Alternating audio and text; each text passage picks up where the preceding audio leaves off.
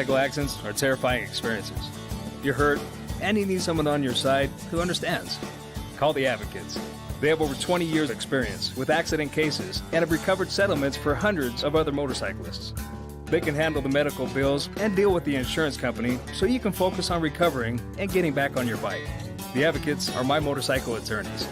You deserve clear, risk-free advice to help get you back on your feet. You deserve an advocate. This is the Monty Show, the truth in sports talk streaming.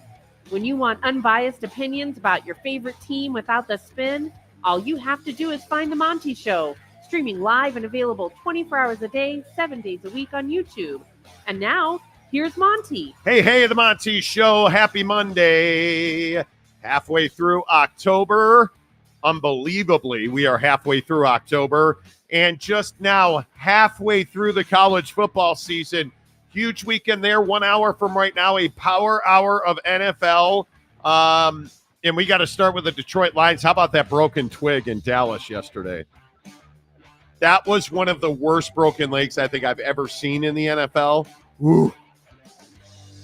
But the Bears won, so it's all good. The Monty Show, as always, presented by The Advocates at theadvocates.com, the best injury attorneys in the business, where you never pay a penny unless and until the Advocates win your case. Over the weekend, my guy Marco in Phoenix talking about how the Advocates helped him win his workman's comp case. He had done what I always say, which is please do not trust your employer, and he did. Not only did he lose hours, but they didn't want to give him back pay. Like the whole thing, friends. That's why you have to go to the Advocates, because if your employer and your workman's comp insurance is doing it the right way, the Advocates are going to tell you, hey, you're in good shape. That's why it's called clear, risk-free advice that you get from the Advocates, because you never reach into your pocket to pay the Advocates. No, friends. No consultations, no retainers. You don't pay the Advocates unless and until they win your case. Chat with an injury attorney live online for free, 24/7, 365 at theadvocates.com. An incredible weekend of football. How transformative was this weekend in the Big 12? Because I think now the question has to be asked. Is the Big 12 competing, A, for multiple spots in the college football playoff? And do you believe that the Big 12 can win a national championship? And if you look at who the contenders in this conference are to go to the college football playoff, certainly right now, you would have to lean very heavily on Iowa State and BYU football. Those are the two that you would have to say, hey, they have the best chance. You look around this league, we're going to talk a lot about Cam Rising in Utah, an unimpressive win, in my opinion, an unimpressive performance out of K-State against Colorado. But you look at what Iowa State is doing. Iowa State is dominating teams. You look at what BYU is doing with a less than efficient Jake Retzloff at quarterback. They're dominating teams with their energy and their defense. Those are the two teams, in my opinion, that this conference is really built on. But if we are truth-telling, here's the biggest question. If Iowa State and BYU, in fact, go to the college football playoff, do we believe that they can contend with the Big Ten and the SEC? And very simply put, Jake, I don't believe that they can, and I do not believe that the Big 12 is in position to compete for a national championship. I don't think so either, and I think the games over the weekend, that I look at that tell us that the Big 12 just isn't, in on that same level with the best teams in the country. Would obviously be Texas's performance against Oklahoma. Obviously, the Oregon-Ohio State game, showed us what, the biggest of big time football looks like in college football. And when I think about the prospect of, Iowa State or BYU, playing these top end teams, I just don't think that the level of competition is the same. And I love the fact that, BYU is where they are and Iowa State is where they are. And they're having the seasons that maybe people weren't sure they were going to have this year. Obviously BYU is overachieving. But at the same time, I think we have to be honest about it. We have to say, if BYU matched up with Oregon, I think we'd have a very different result. in Autzen. If Iowa State matched up with Texas, I don't think that would even be a 2-score game, in my opinion. I think Texas is just that much better. And I also think, when you look at the SEC, even a mediocre SEC team still has loads more talent than some of these teams in the Big 12. So I think that's the plight of the Big 12, is that you're playing great football. You've got two teams that are way overachieving. The conference is kind of upside down right now in terms of what people thought it would be versus what it actually is. And I don't think that you as a conference right now are on the same level as the Big Ten or the SEC. And what's shocking to me, or maybe it shouldn't be, is that the AP Top 25 this week kind of reflects this sentiment against the Big 12. And I don't think there's any way to get away from what we see the soccer writer who doesn't watch BYU or Iowa State football doing to them in the AP Top 25. That's the shocking part to me. Yeah, and I think you look at how dominant the Big Ten is right there with 2, 3, 4. Obviously, the SEC's got 1 and 5. Alabama, I don't know what to make of LSU. We've talked about it ad nauseum on the show. Brian Kelly's not a big game coach. That was a shocking win against Ole Miss. It's stunning. So I don't know that I buy LSU as a college football playoff contender. But if you look at the ACC, I mean, I don't know how you downgrade Miami, who seems to just find ways to win games. I think Clemson's one of the best surprises of college football this year, inside the top 10. But you look at the one university that really stands out here is BYU at 13 rather, is shocking to me. They have the best resume in college football, period, bar none. Yeah. They have the best resume. They've got great wins on the road, at home, dominant performances, the everything you want for a resume, and they still find themselves behind one-loss teams. They still find themselves behind a Notre Dame team that, trust me when I say, as a diehard Notre Dame fan, this ain't it. This Notre Dame team is not a national championship contender. Yet here we are with Notre Dame in the top 12 and BYU outside the top 10, which is shocking to me. Yeah, and I don't disagree that Clemson's a nice little surprise this year. Very much so. I don't disagree with that, but what I do disagree with is a Clemson team being ranked over an undefeated BYU team, and that's the bias I'm talking about with the Big 12, where this Clemson team had you got your doors blown off in week 1. And no, I'm not just going to forget about that. Now, you've bounced back nicely. You're playing good football. Like, I give them credit. Obviously, credit where credit's due. But I don't think that we can just sit here and say, oh, well, yeah, I mean, a one-loss, Clemson team or a 2-loss SEC team is obviously should be ranked ahead of an undefeated BYU team that's got the best strength of schedule in the country. And I don't even care that it's BYU, right? Like, this could be any team that's undefeated and not getting the credit they deserve. And I would be saying this because I want to make that really clear. This isn't like, oh, you're a BYU fan, you're being a homer. No, I'm not a BYU fan. I'm looking at the AP Top 25 this week, and I'm saying, hey, your point about Notre Dame is spot on. I think the same logic applies to Clemson. I think, Iowa State getting in there and BYU not getting in there is crazy to me. I mean, you should have BYU and Clemson swapped. Now, if you want to gripe to me about Tennessee, we can have that conversation. Obviously, Tennessee is better than BYU. Obviously, I believe, yeah. But I just it's if you look at the top 25 from a geographic perspective, you can clearly see the East Coast bias just throughout this thing, and that's what I have trouble with. Yeah, and I think if you look at this, I mean, you cannot tell me that these voters watch Iowa State football. There's no way. You cannot tell me that these voters watch BYU football. There's no way that K-State is 17th. Even more, that you look at the bottom half of this, that Michigan is a top 25 football team is an embarrassment because they are not. They're not top 35 right now in my opinion. And I watch a ton of football. I have watched a ton of Michigan this year. They are shockingly bad on offense. Yet here Michigan is at 24. And the reason that I get into this so heavily is because this is how we decide.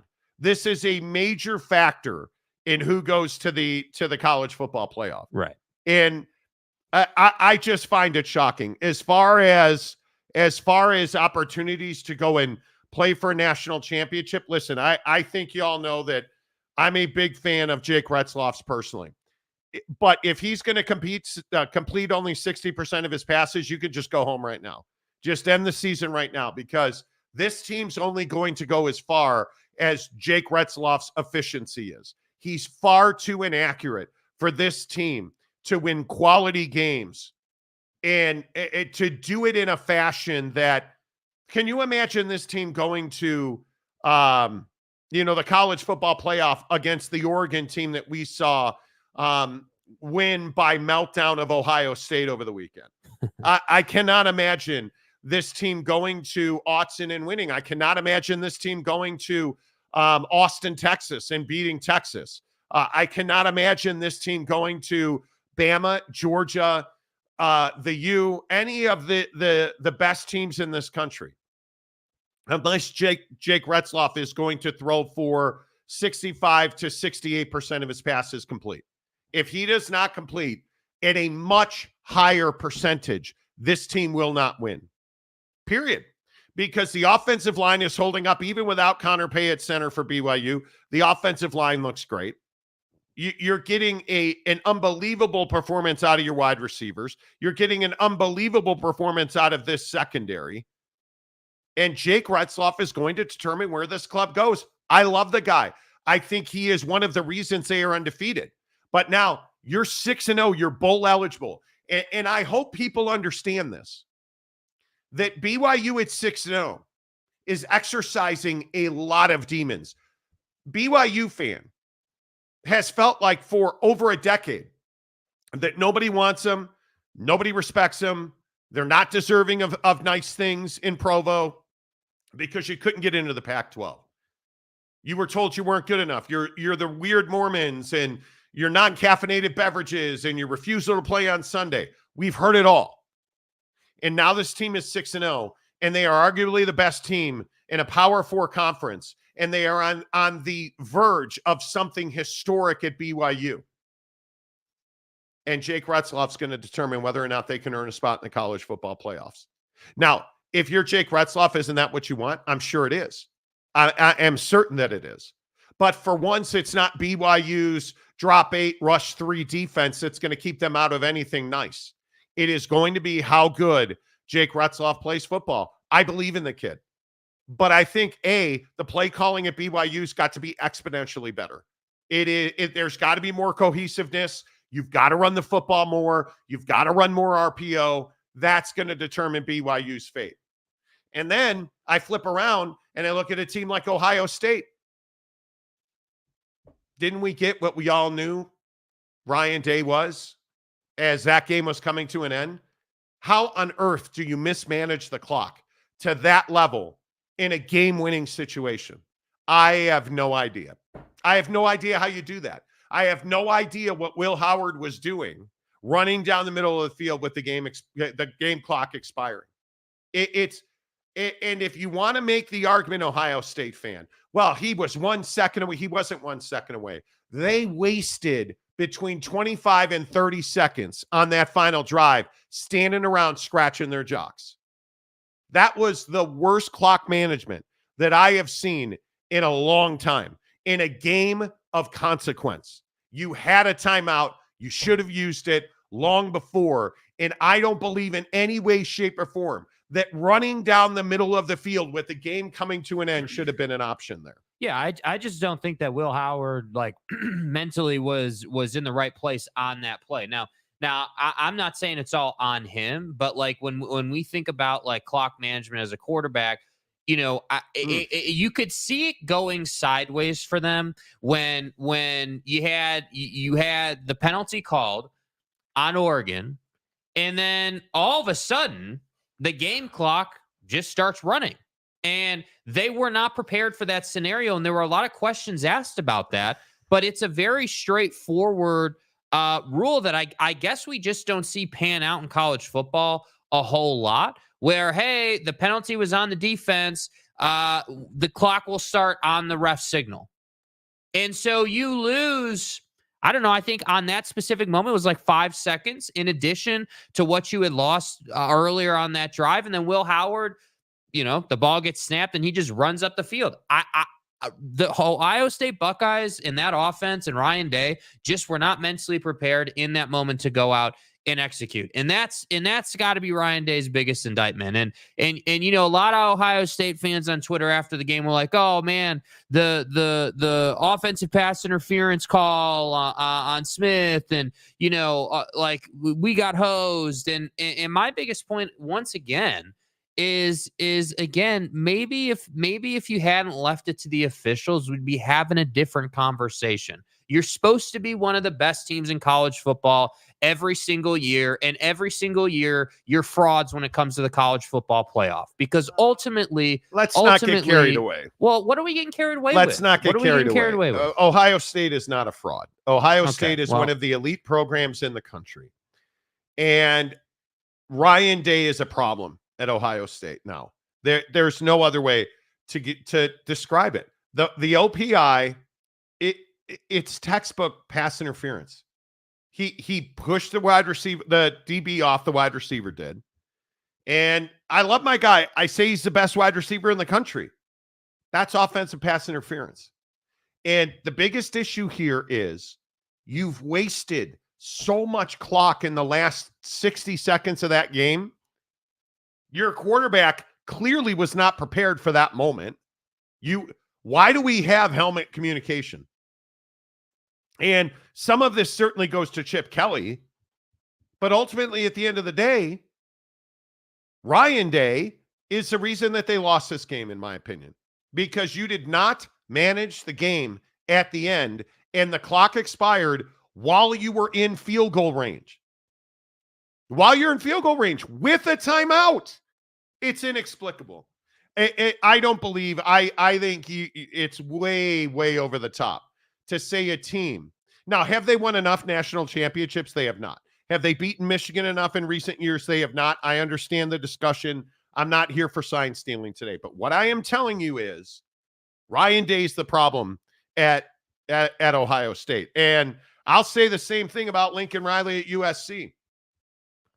I am surprised that Lincoln Riley is this bad, that you lost that game. And I don't know how you lost that game, frankly. Terrible play calling, terrible execution, an awful throw, and terrible clock management again at the end of the game for USC and Lincoln Riley. Again, mismanaging the clock. That's a guy who's been a massive disappointment in the biggest moments. Watching the last 10 plays of that game for USC, I have no idea what they were trying to accomplish. Yeah. I mean, you just look like you're not prepared. You look like you're playing Penn State, dude, at your place. And you can't clock manage. You can't execute at the end of the game. Like, did you really think that you were going to be playing a game where you were going to be ahead late? Because I don't think anyone else thought that. Like you look at the way this team has tackled the last couple of weeks, it's not been good. So going into this game, you knew that you were going to have to outscore Penn State. You knew that the way to win this game was, hey, we're going to have a big day offensively and get out in front of this team and then hopefully hold them off late. And again, I just, you like with whether it's SC and Lincoln, Ryan Day and Ohio State, like I look at college football this weekend and we know who the haves are and who the have-nots are. And like, again, I've been on the train since early in the season. Texas handled their business, right? Like they came out. Now, Oklahoma, not a good team. We all agree on that. Okay, I'm with that. But I just feel like I'm tired of talking about Lincoln or Ryan Day or Brian Kelly, like these head coaches who seemingly are always in the mix, always around the college football playoff. They just can't go and get that big signature win. Like, what would we be saying if Ohio State had won that game? well, we'd be saying Ohio State's the best team in the country. They've got the best win in the country going to Autzen. And you didn't win that game because your team lost their composure in the final, minute of the game. Like, that game was winnable. Like, you had that game. And I look at SC and it's the same thing. Like, you were in a position to handle that game a little bit better down the stretch, and it just didn't happen for you. You didn't do a good enough job in that area. So is it over the top to call Ohio State a fraud? Maybe. But I'm looking at this and I'm saying, isn't this what we talk about every year with these guys? You can't go up to the dais after the game and blame the officials, which is what Ryan Day did. He said that the officiating cost them the game. No, coach, it didn't. No, it didn't. One call. Was that a huge call? Yes, because you complete a pass, you're in field goal range, you're kicking the field goal. I get it. It was offensive pass interference. It's the right call. What cost you the game is you were not prepared you didn't have a play. And I know he's got it in the playbook. I have talked to so many coaches who have a play sheet that includes under 10 seconds, one play for a score. Mm-hmm. Under 10 seconds, one play, field goal range. None of those plays are run down the middle of the field with your quarterback. None of them. Not a single one of them. Yet that's what you did. That's not on the official. That's on Ryan Day.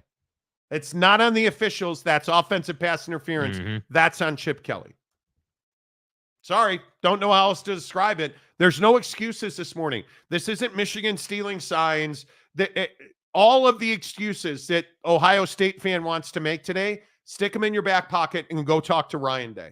Yeah, and I also think, for the Buckeyes, like, Dylan Gabriel had his way with your secondary. I mean, multiple deep shots, and by the way, just want to point it out. Dylan Gabriel, just as a dude, like as a quarterback, deserves a lot of credit. Like his deep ball game is crazy good. Like on time, in stride, right where his receiver can get it. Give the guy a lot of credit. But yeah, I would agree. Like I think that if you're Ryan Day, like you got to ask a lot of questions about. Like I would be asking a lot of my coordinators this morning. I would be saying, hey, why did we not make more adjustments defensively in the second half to hold down those deep shots? Ask those questions during the game. Yeah, I guess. Like this is what we tend to do. And I'm not talking about you.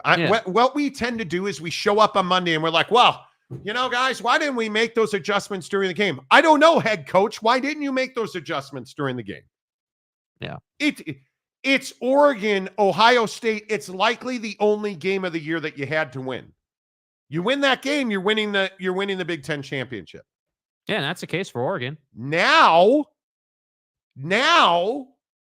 you've got to go and reprove yourself. Ohio State is exponentially better than Penn State. Does that mean that they're going to beat Penn State? I don't know. I am not a believer in James Franklin. I am not a believer that Penn State went out to Los Angeles and was just simply better than, or I love all the pundits who are like, they stole a win. They didn't steal a win. It was handed to them. 100%. USC, and the truth is USC is arguably the second best team in this conference because USC has all the talent in the world. They just can't get their head out in the last 5 minutes of games. We've seen it multiple times where they've had mental mistakes. I don't know how you throw that interception. I don't. But again, my guy, Jeremiah Stewart or Jeremiah Smith, who I think is the best wide receiver in the country, that's offensive pass interference. Yeah. It is these moments in time, especially in college football games. Yeah. It's these moments in times that determine wins and losses. And you know what? You want to talk about an individual that you got to talk about? It's time. Is it time for Utah to move on from Cam Rising? It is time. Yeah. And I feel sick for the kid. He came out. He was throwing the ball well. And then what was it? I think the third or fourth snap of the game, he essentially broke his ankle. I don't know how he stayed in the game. But they should have taken him out. Because Cam Rising was playing on one leg, and you got physically dominated by Arizona State. Facts. Here's the problem for a Utah fan this morning, and I think you guys know I'm very blunt about wins and losses. Cam Rising was not good in that game. Is that why you lost to Arizona State? No.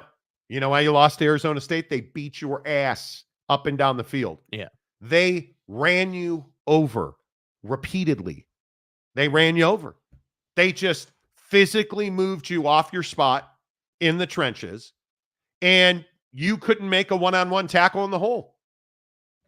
That right there is why Utah lost the game.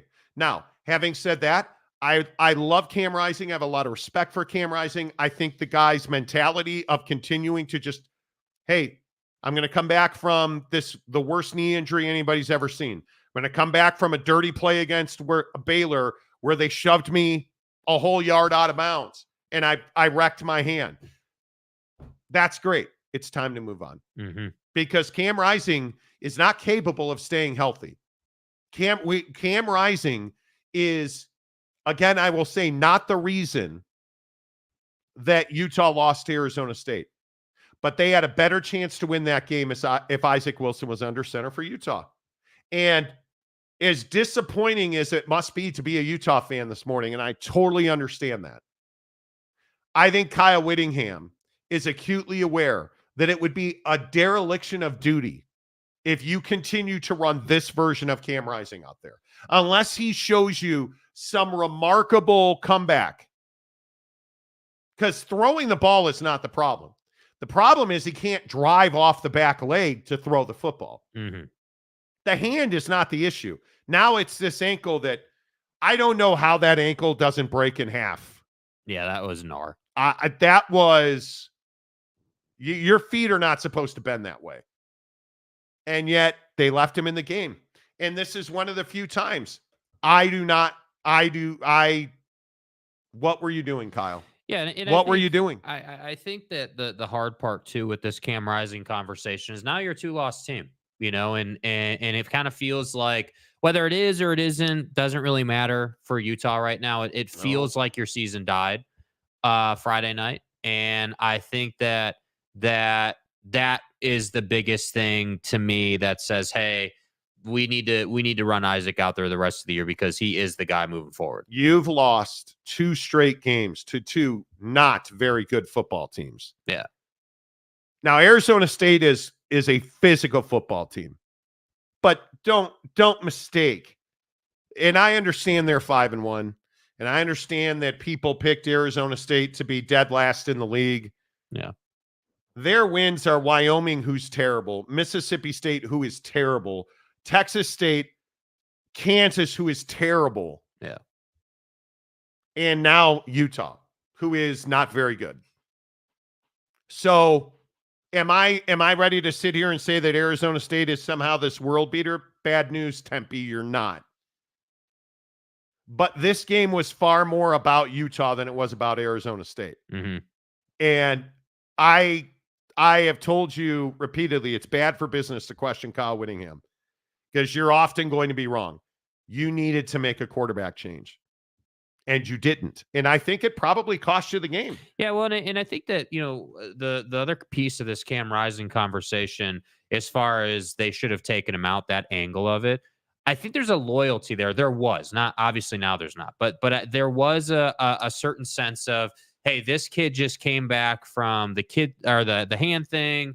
Now he's got this ankle thing. Like, let's ride him. Let's give him the chance to work things out. And was that a mistake? Well, now looking at the result, yeah, obviously it's easy to say it was a mistake, of course. But I think that's what kind of played into that. I think that if Cam Rising was just another guy on the roster, like he just was the guy, he was your number one, and there wasn't this whole story behind it, and you hadn't done what you had done with him, we'd probably be having a different conversation. And I think that's what's difficult for a head coach like Kyle Whittingham, who is loyal and does treat his guys right. Like, and at the same time, on that same talking point, I don't think it's taboo or hot take to say, yeah, it's time to go to Isaac. Like Yeah, I don't love that for Cam Rising, but the reality is Isaac is the best guy for the team moving forward. Your job is to win football games. Yeah. And again, I am not the guy that sits here and questions Kyle Whittingham ever. I'm a little surprised they didn't make a quarterback change. I'm a little surprised. You had the ability to. It was very clear. Cam Rising could not compete at a level that was required to win that game. Mm-hmm. You lost that game by 8 points. You lost that game by 8 points. And I tend to agree with you. Your point about hey, you got moved off your spot and couldn't make a tackle repeatedly. In the hole. That's the part that if I'm a Utah fan, that's the part that I'm a little more concerned about. The quarterback thing is the quarterback thing. Injuries versus young kid. Okay, that's a conversation that everyone's going to have a different opinion on. But what we can't have a different opinion on is that you can't tackle that poorly and you can't have that poor of defensive line play and think that you're going to win a ball game against a team that has a massive, I mean, massive chip on their shoulder and is looking to shut people up and prove people wrong. Yeah, and that's 100%. The part that I think if you're Kyle Whittingham today, that would be my message to the team. Hey, we got to be better. Our mentality has to be, hey, we're not like if we win or lose, that doesn't matter as much as hey, we kicked their ass and they were just better than us. At least you can live with that, but that's not what took place. No, I agree 100%. Big stories in football. Big stories in football. Where are you guys at? Let's get into the comments section presented by Prize Picks. What a weekend on Prize Picks. Chaboy over here, this guy, has struggled in football on Prize Picks. Well, those days are over. Those days are over, and I would just like to say how thankful I am. Frankly, that when I look around this league, my heartfelt, absolute thankfulness around Joe Burrow sucking out loud, throwing the football, it just makes me money. His number was 246.5. Of course I took less. Because he went 208 yards. Joe Burrow. Jake Sky, Joe Burrow, who is this amazing quarterback. And oh my God, Joe Burrow. Didn't you say he's the greatest quarterback you've ever seen? Joseph Lee Burrow. Ever? Said he was playing better. I'd like to thank my guy, Justin Hebert, the sex machine in Los Angeles. I bet against him this week. 244.5, 237 yards. I was a little nervous. But it doesn't matter. And then, of course, I think we all know who put me over the top, folks. The Super Bowl contending Chicago Bears. That's a lie. I would like to thank my guy, Trevor Lawrence, for being terrible yesterday. Mm-hmm. But he covered the 226.5 number. He got 234. Thank you very much. Thank you very much to the Chicago Bears for letting Trevor Lawrence get his number. Me go 3 for 3. Me bringing home $61.25 on Prize Picks. Nice job, dude. Nice job. And then should I keep going or should I just stop and read the promo? No, you can keep going. Sure. I mean, enlighten us. I mean, I'd like to point out that my the Los Angeles Dodgers. I hate the Dodgers. Stay hard. But when you see it so clearly, and I'll stop. I don't know how you describe the performance of Jack Flaherty last night. He was amazing. He was everything that you want Captain Jack to be. Thankfully, his number was 4.5 pitcher strikeouts. I took more. He had 6. That's a win. And then I just want everybody to understand the greatness and how much I love and respect my guy. And he is my guy, Shohei the Great Gambler Ohtani. You've got nothing to say on that. Nope. Because the Dodgers let me down when I needed them most. I am not a fan of Shohei Ohtani. And now this 4-0 sweep that's about to happen over the Mets has disenfranchised me from the NL side of things. So Shohei had a 4.5 hits, runs, and RBI demon. You know I went over. Yeah, I took the demon, and he got 5. I would also like to welcome Mookie Betts to the chat because the Mookinator What a joke. had 2.5 hits, runs, and RBIs. He had 5. Yeah, I'm focused on how crappy the Jets are going to be tonight. Excuse me, sir. Yeah. Excuse me. Yeah. I'm focused on coming up with all the excuses for A-Raj after just a nonsense performance tonight. Coming up in about an hour, we'll do our Prize Picks for Monday Night Football. But download the Prize Picks apps. You guys use the promo code Monty. I'm not saying it's easy to win, but it's easy to win. If you're losing on Prize Picks, you're just not following the formula. 3 selections, flex play, $5, boom. Buy yourself a donut this morning on Prize Picks is dime. That's all you have to do. You deposit $5 in a new Prize Picks account. They'll give you 50 more. It's the best daily fantasy promo I've ever seen. I'm crushing. I love it. I'm on a heater right now. I stopped prize picking. Terrible selections. And I've gone back to greatness. And I just want you to know it's amazing. I'm happy for you, dude. You're not. That's a lie. I just want you to understand. Played terrible golf on Saturday, played a little less terrible yesterday, shot a 79. Raked in $120 on Prize Picks. What more do you need? What more do you want? Okay. I'll stop. Prize Picks, download the app, use the promo code Monty, deposit $5 in a new account, and you will get $50 more instantly thanks to our friends at Prize Picks. Bronny James, master bricklayer. Okay. So let me get this right. The name of your account is full of hate. So let me guess. This comment is hating on somebody. I'm just curious, though. Did you guys see? Didn't Bronny have Saturday night, I think it was? I thought Bronny had a one of his better games. I don't know. I'd have to go back and look. I only saw the highlights of it. But I was, is he an NBA player right now? He certainly is not. He certainly is not. You can't tell me he's an NBA player right now. There's just no way that you can have confidence. Do you have confidence that he ever? I don't know. I mean, is he ever one of the 5 best players on a roster? No. I think that he can be a good point guard for you, but he's not somebody that's going to win you a championship.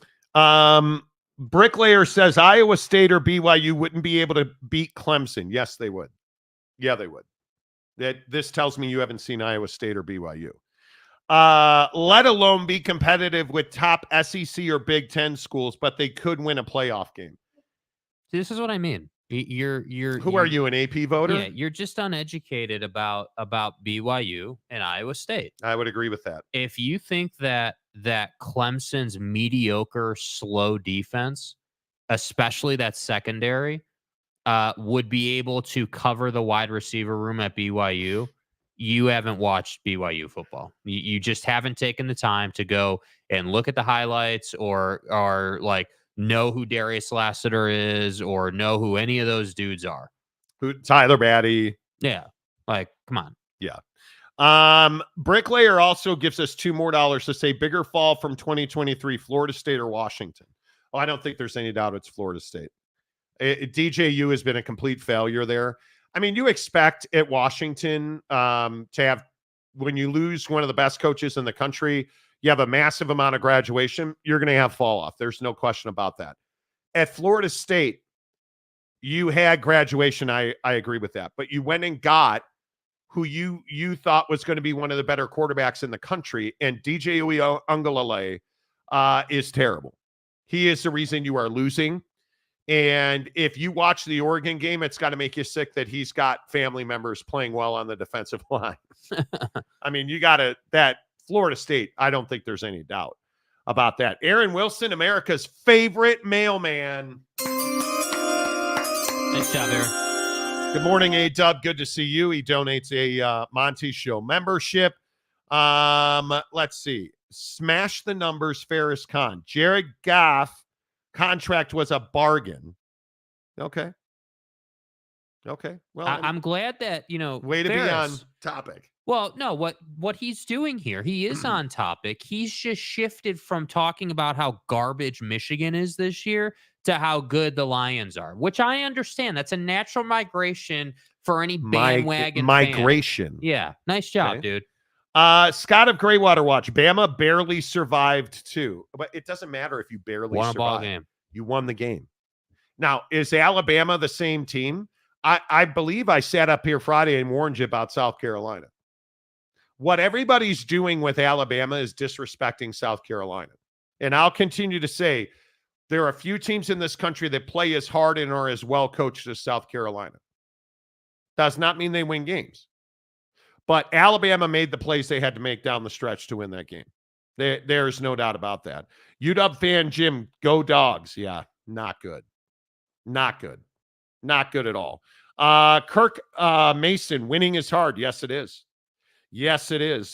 Jay McClanahan, Bama needs Saban back. No, they don't. No, they don't. And again, I'm just going to guess, Jay, that you haven't watched a lot of Bama football. They're not poorly coached. The question is, has Jalen Milroe regressed? Throwing the football.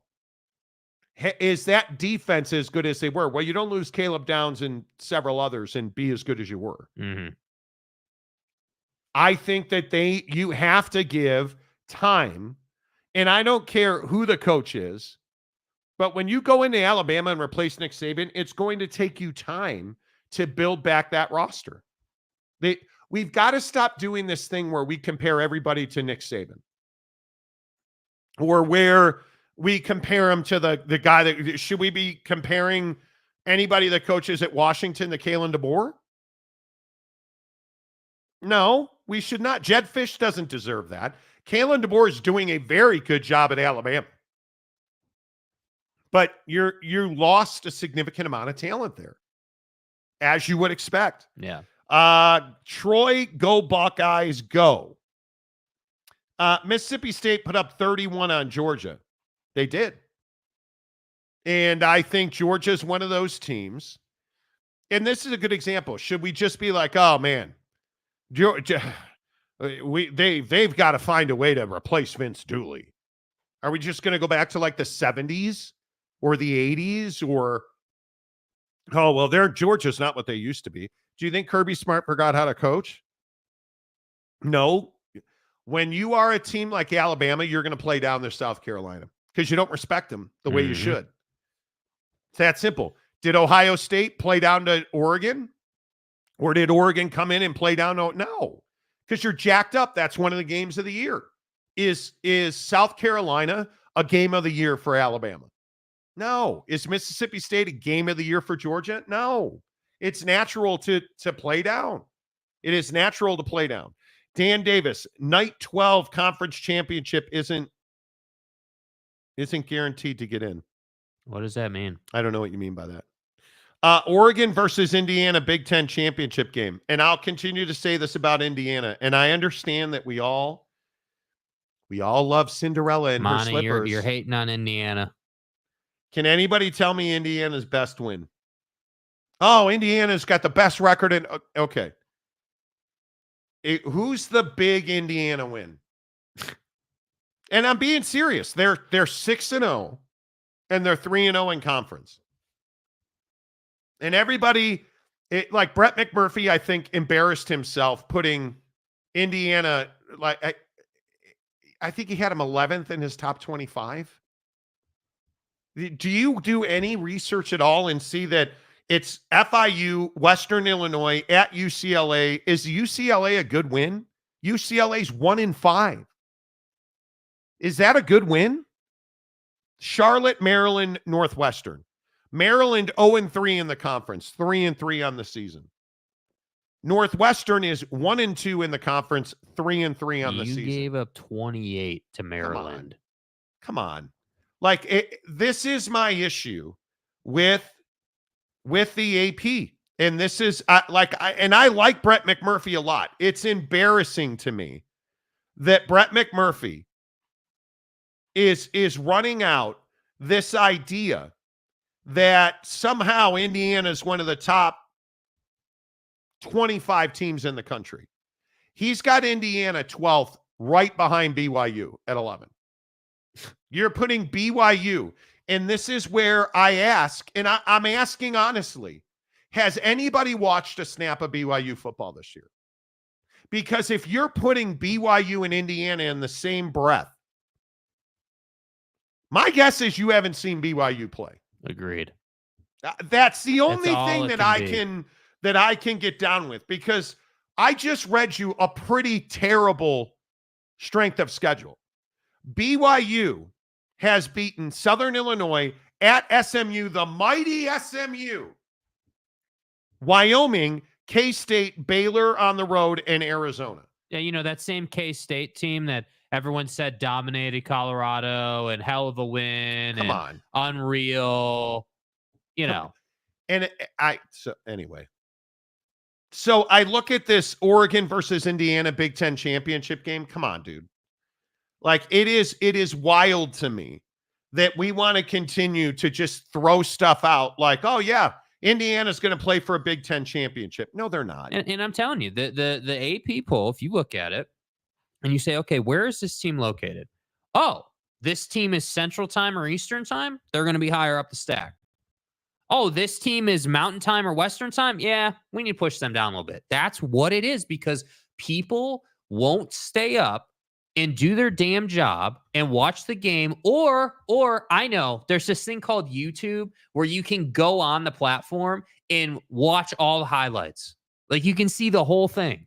You know who a football team is based on what the homework you do. And I would agree that Indiana has a pretty easy schedule ahead. They've got one obvious game at Ohio State, November 23rd. You're losing that game. And you're losing it soundly.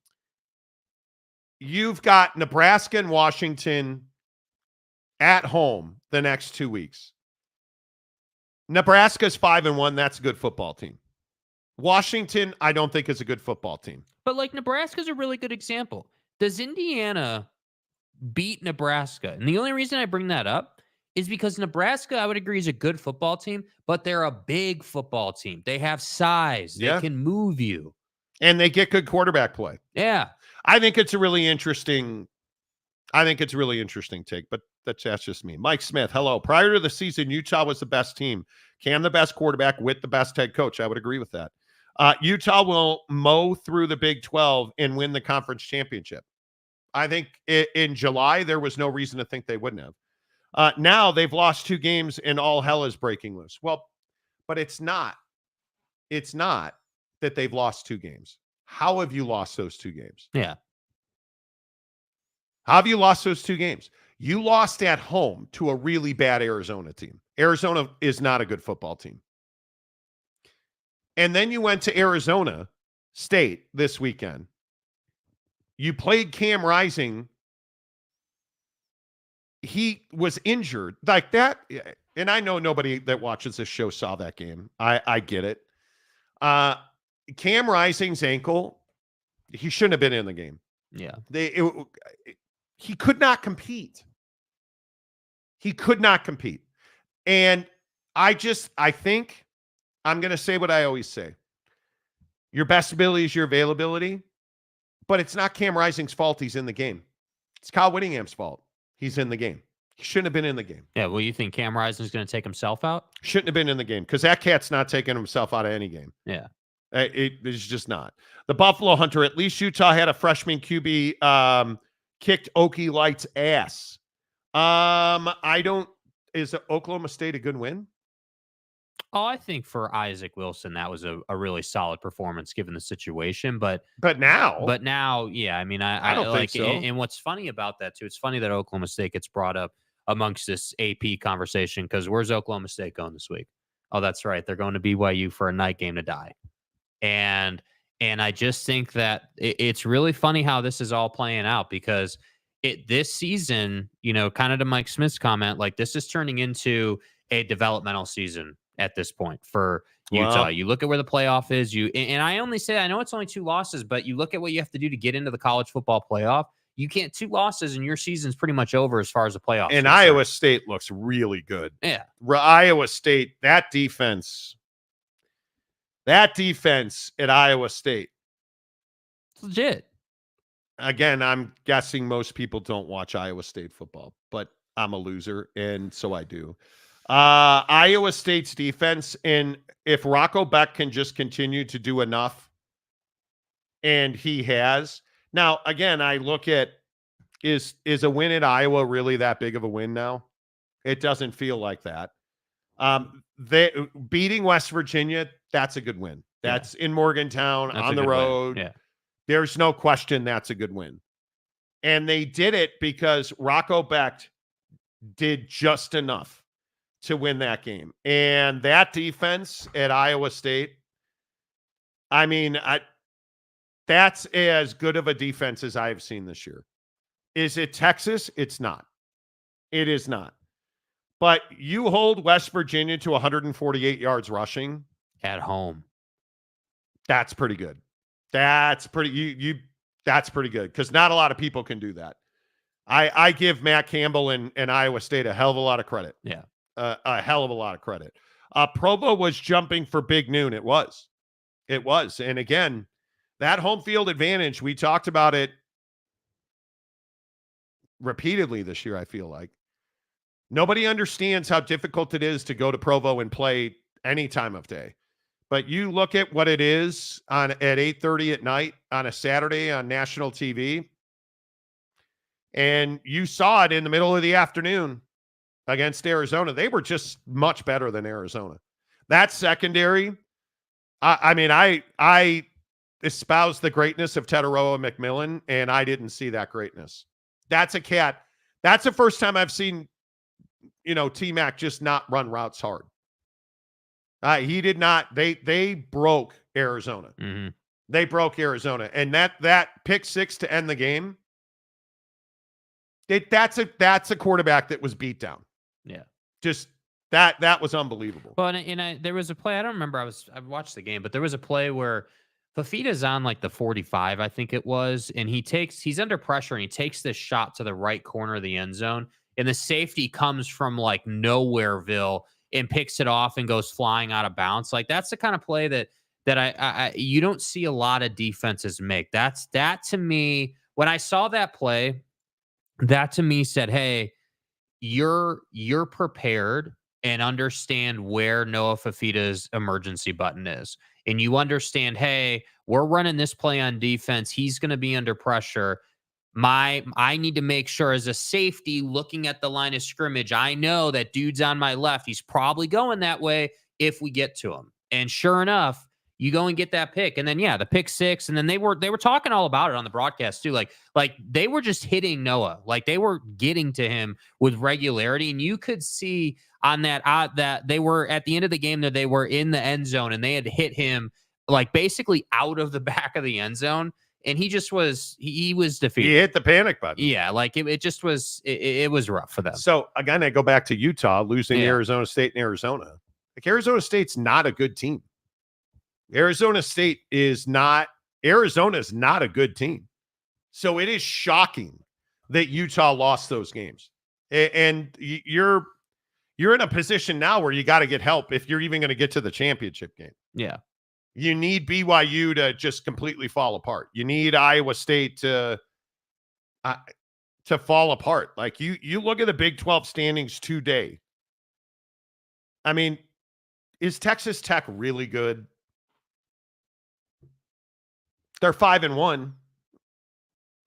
Like, I'll go back to K-State. We got to talk about this, bro. I like K-State's defense. Avery Johnson continues to be a problem. That interception he threw was horrendous. And I know that K-State fans, this is probably going to piss you off. If Travis Hunter and Jimmy Horn are not injured, that you're losing that game by 14 points. Because they were doing whatever they wanted to do. And the physicality of K-State's defense played a huge role in those injuries. So you have to give them credit. If Travis Hunter doesn't go out of that game on his own, I think you probably lose that game by a touchdown. And what did they win by? 4 points, I think it was. Yeah, but you were not able to handle the speed of Colorado's offense. And then those two guys got hurt and you won the game 31-28. and they damn near still beat you. And this is the second time we've seen it now. Because when else did we see wide receivers wreak havoc against K-State? Well, BYU. Yeah. So the best 2 wide receiver groups you've seen this year absolutely dominated you. And I'll just keep going to Avery Johnson because I get so much heat over Avery Johnson in the comments section. Avery Johnson is completing 61.7% of his passes. And this is the same thing I said about Jake Retzloff at BYU. If you're not going to complete 65, 67% of your passes, you're not going to the college football playoff.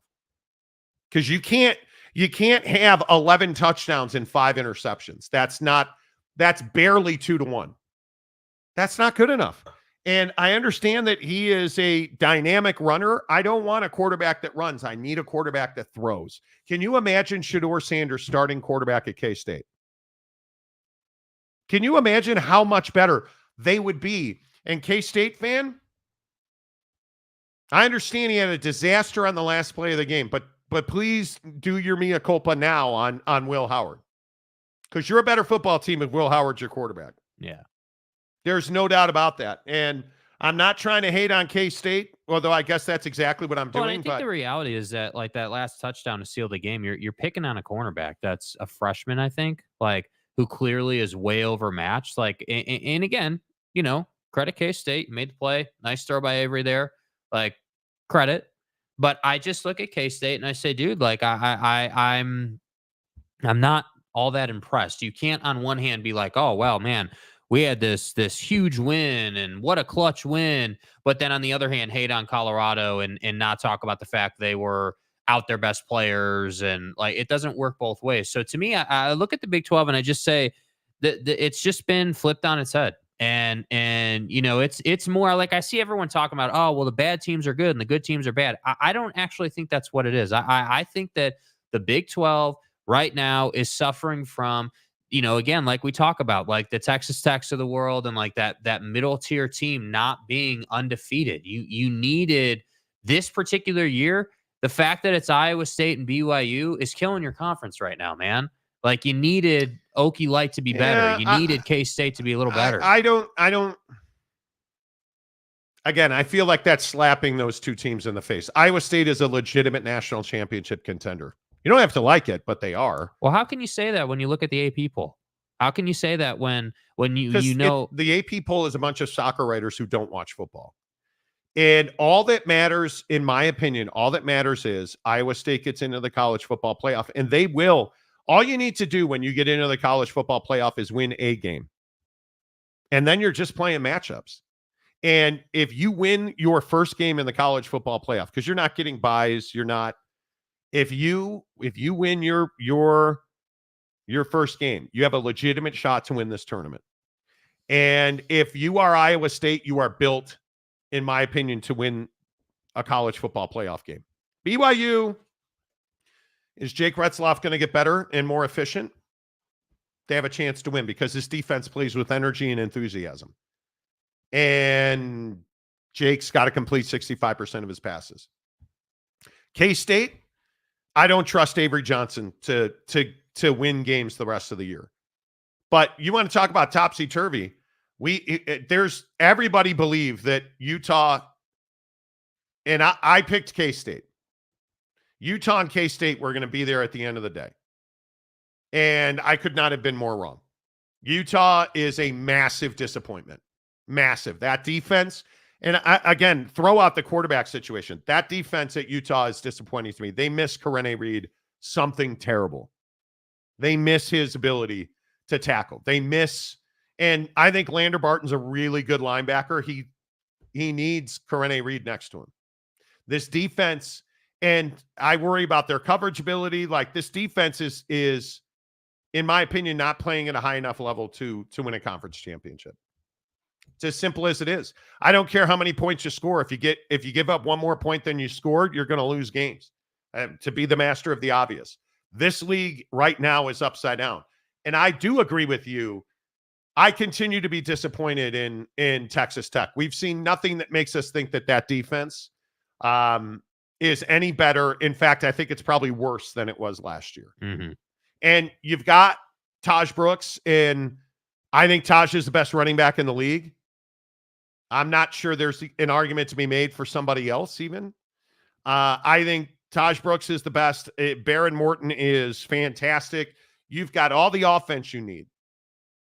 And your defense is just subpar. And if I look at the rest of the standings in this league and we start looking at, like, if we're really honest about who's contending in this league, I mean, Colorado's 4-2.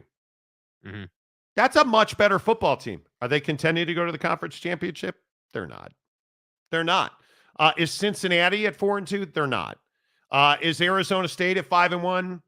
Is K-State at 5-1? Yeah, K-State's a legitimate contender. And I think the question is, how many games are BYU and Iowa State going to lose? I mean, at the end of the year, if you're only a one-loss team, then all the two-loss teams now are already out of it, obviously. Yeah, I think BYU's got a really difficult path to winning 2 more games.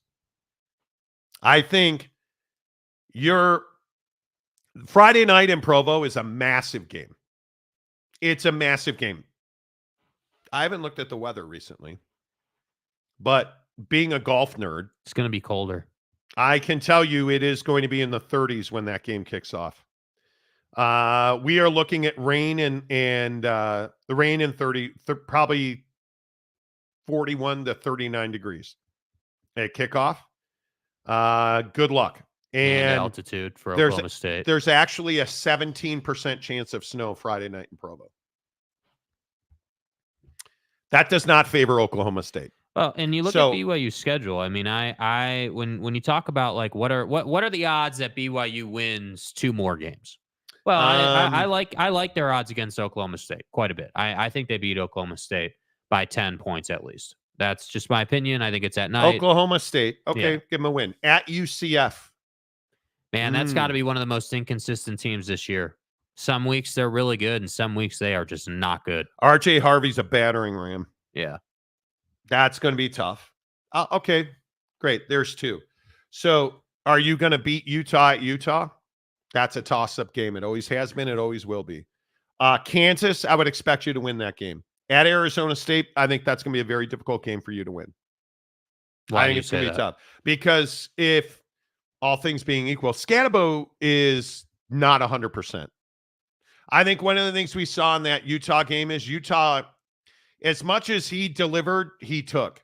Yeah. And Scatabo looks like a guy that you run like that, you're not long for this world. Mm-hmm. So let's see what happens. But I could see them beating Oklahoma State and Kansas. I think you're going to have a tough time going down to UCF.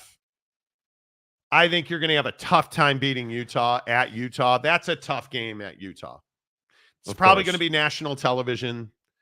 I think you can beat Kansas. I think it's a big ask.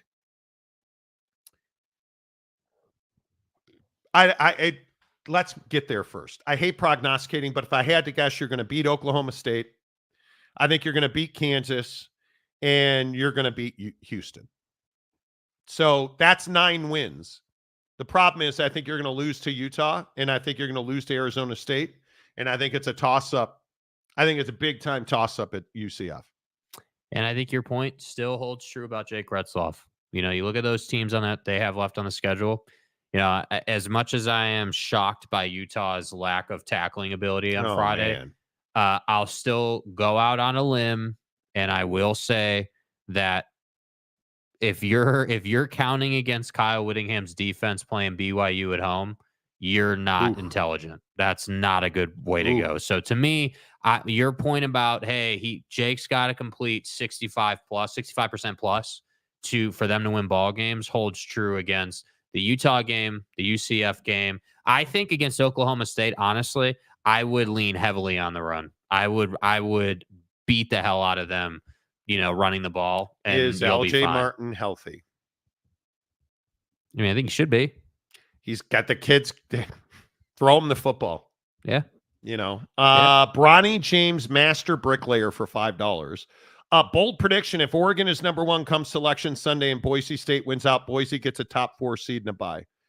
Tell me you don't know anything about college football without telling me you don't know. That's just, The biggest problem with Boise State, with all due respect, is that Boise State doesn't, and I'm not trying to disrespect anybody, so please don't lose your ever-loving minds when I say Boise State, what is their quality win? Because now Washington State looks like ass. At Georgia Southern, Portland State, Washington State, Utah State, and Hawaii. is there such a thing as a quality loss? Not when it's Oregon. And Oregon just beat Ohio State, and you lost to them by 3. Is that right? at Oregon, yeah. Or I mean, when it's Oregon, yes. Yeah, like to me, My point is, going forward, they don't have a game of consequence. Yeah. Now, if you'd beaten Oregon, okay, that's a different conversation, but you didn't. At UNLV, what? I like my friends at UNLV, but UNLV is frustrating to me. How did you lose that Syracuse game? How did you lose that game? That one is, and I know I kind of went on about this last Monday, but I think it was last Monday, but that is stuck in my craw now. How much did they give up to Kyle McCord in that game? Just out of curiosity. How did you lose that game? Kyle McCord had 355 and 3. That's why he lost the game right there. That's why he lost. But then you come back and drop a 50 piece. Yeah. But you gave up 34 points. Yeah. How did you give up? And this is why I took a breath. And how did you give up 34 points to Utah State? No, it's the pig farmer. How did you give up 34 points to Utah? I don't understand who UNLV is. I want UNLV to be good. I in fact believe the Mountain West needs UNLV to be good. I want it. But you gave up 461 yards and 3 scores to Petros, however the hell you say his name. What are we doing? Yeah, nothing good. And again, now you're going to Oregon State, Oregon State fan, I know there's a lot of you on this show. That's one of the worst losses I've ever seen for Oregon State. You lost to UNR. And there went your season. Can I just ask, what was that? What was that? I don't know. Look at that fourth quarter. Look at how many points went back and forth in that fourth quarter. You gave up 3 scores in the fourth quarter. You know how hard that is to do in one quarter to give up 3 touchdowns? I am. Well, you turned the ball over. I think they turned it over 5 times. 4 times. Like, how? It's 4 extra possessions. Yeah, it's brutal. It is.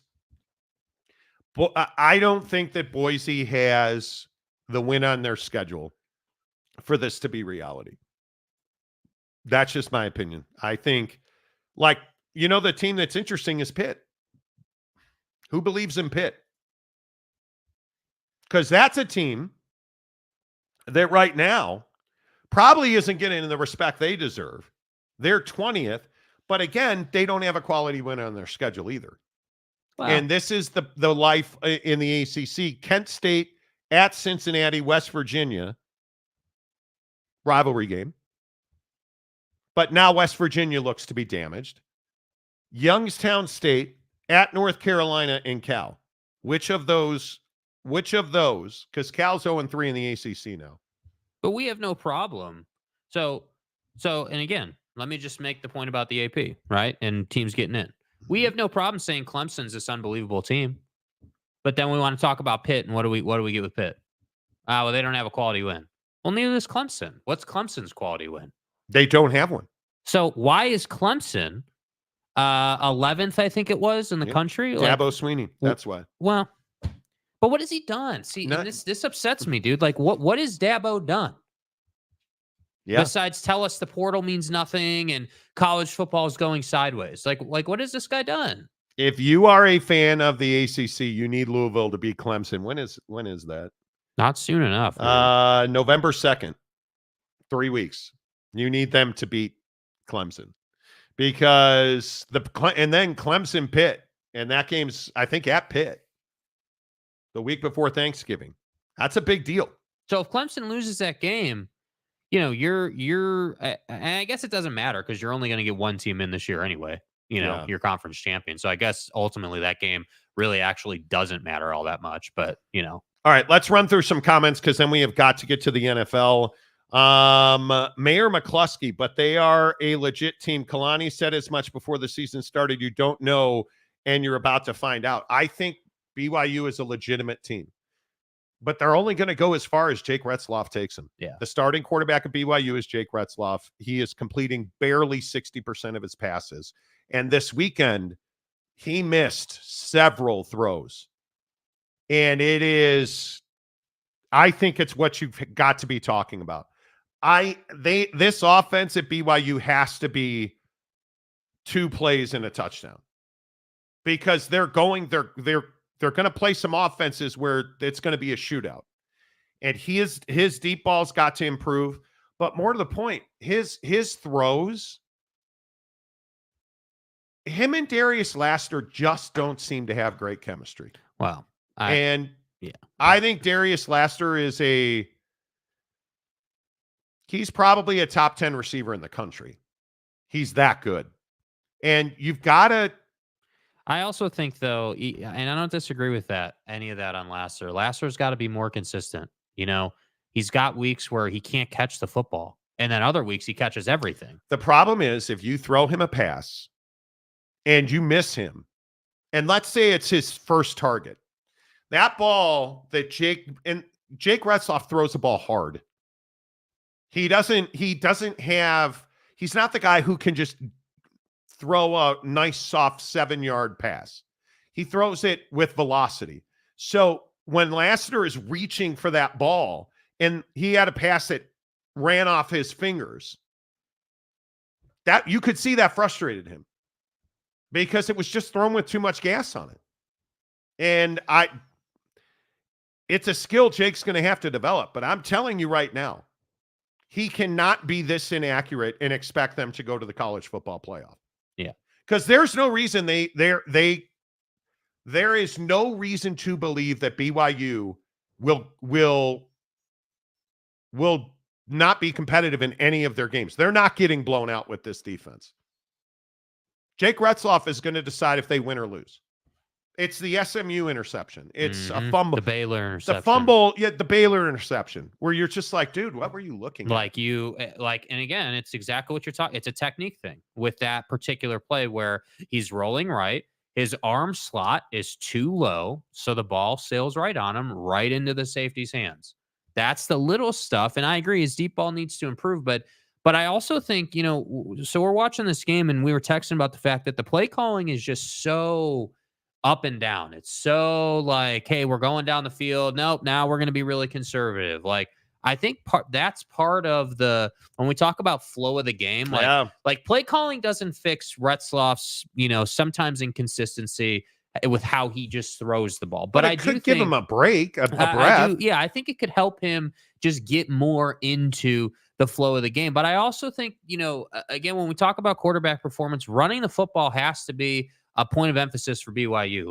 Like I agree, LJ Martin, are you healthy or are you not, is going to be a big deal for this team moving forward. But when he is healthy, you see the impact he has. And that's where I say, hey, if you can run the ball, Jake becomes a better quarterback. Those windows are bigger for him to throw into. He doesn't necessarily have to fit it into these tiny windows over the middle of the field. So yes, Jake needs to improve, but I also think part of that completion percentage is being able to run the football more. And you at BYU finally have the depth to compete. Connor Pay, the best center in the country, is not currently healthy. And have you missed him? I'm sure you have. But has it been noticeable? It has not. No. You have depth. Yeah, big depth. So I say, Retzloff gets too unconventional with his mechanics when he doesn't need to. That's his biggest enemy. I think he's always been a guy. He's this new age quarterback that throws out at different arm slots. And sometimes it helps him. A lot of times it hurts him. A lot of times the ball sails on him. Yeah. And watch his arm slot when he throws with velocity. Because it is much higher. When I agree with he tends to get, in the terminology is whippy. Yeah. He tends to whip his arm through from a lower arm slot. And it does hurt his accuracy. Yeah. In a big way. Look at that. UCF zone roundabout back in the membership. What's up, buddy? Man, I think UCF should have been better this year. And they're just not. Brandon Butler, a member of the show for 21 months. What's up, Brandon? Could we see all 4 NFC North teams make the playoffs? I think the Lions are in significant peril without Aiden Hutchinson. Without him, that is a huge problem for them. Let's talk NFL football in 15 seconds on the Monty Show. When you've been injured in an accident, you need a lawyer, and you deserve an advocate. Speaking with an attorney is simple and 100% free. We're available 24/7 for your convenience, and we'll take on the claims process so you can rest easy. You deserve an advocate. Yes, you do. TheAdvocates.com. Clear, risk-free advice. That's what you get from the Advocates. Did you guys see the insurance situation in Florida? They are denying claims in Florida, saying that it's a flood issue. It's not a hurricane issue. Dude, can you imagine being somebody? And the story that Fox News ran the other day about this family who sold insurance to all of their neighbors in this one neighborhood outside of Tampa. And they all bought flood insurance and hurricane insurance. And they have all been denied claims from Helene. And now they're having to deal with Milton. And they're being denied claims because they're saying that the water damage is flood insurance. And these people are like, yeah, we have a rider for flood insurance. But do you have a full flood? Like they're trying to find ways out of paying their flood insurance. Yeah, because that's what insurance companies do. Don't trust your insurance company because they're not there to help you.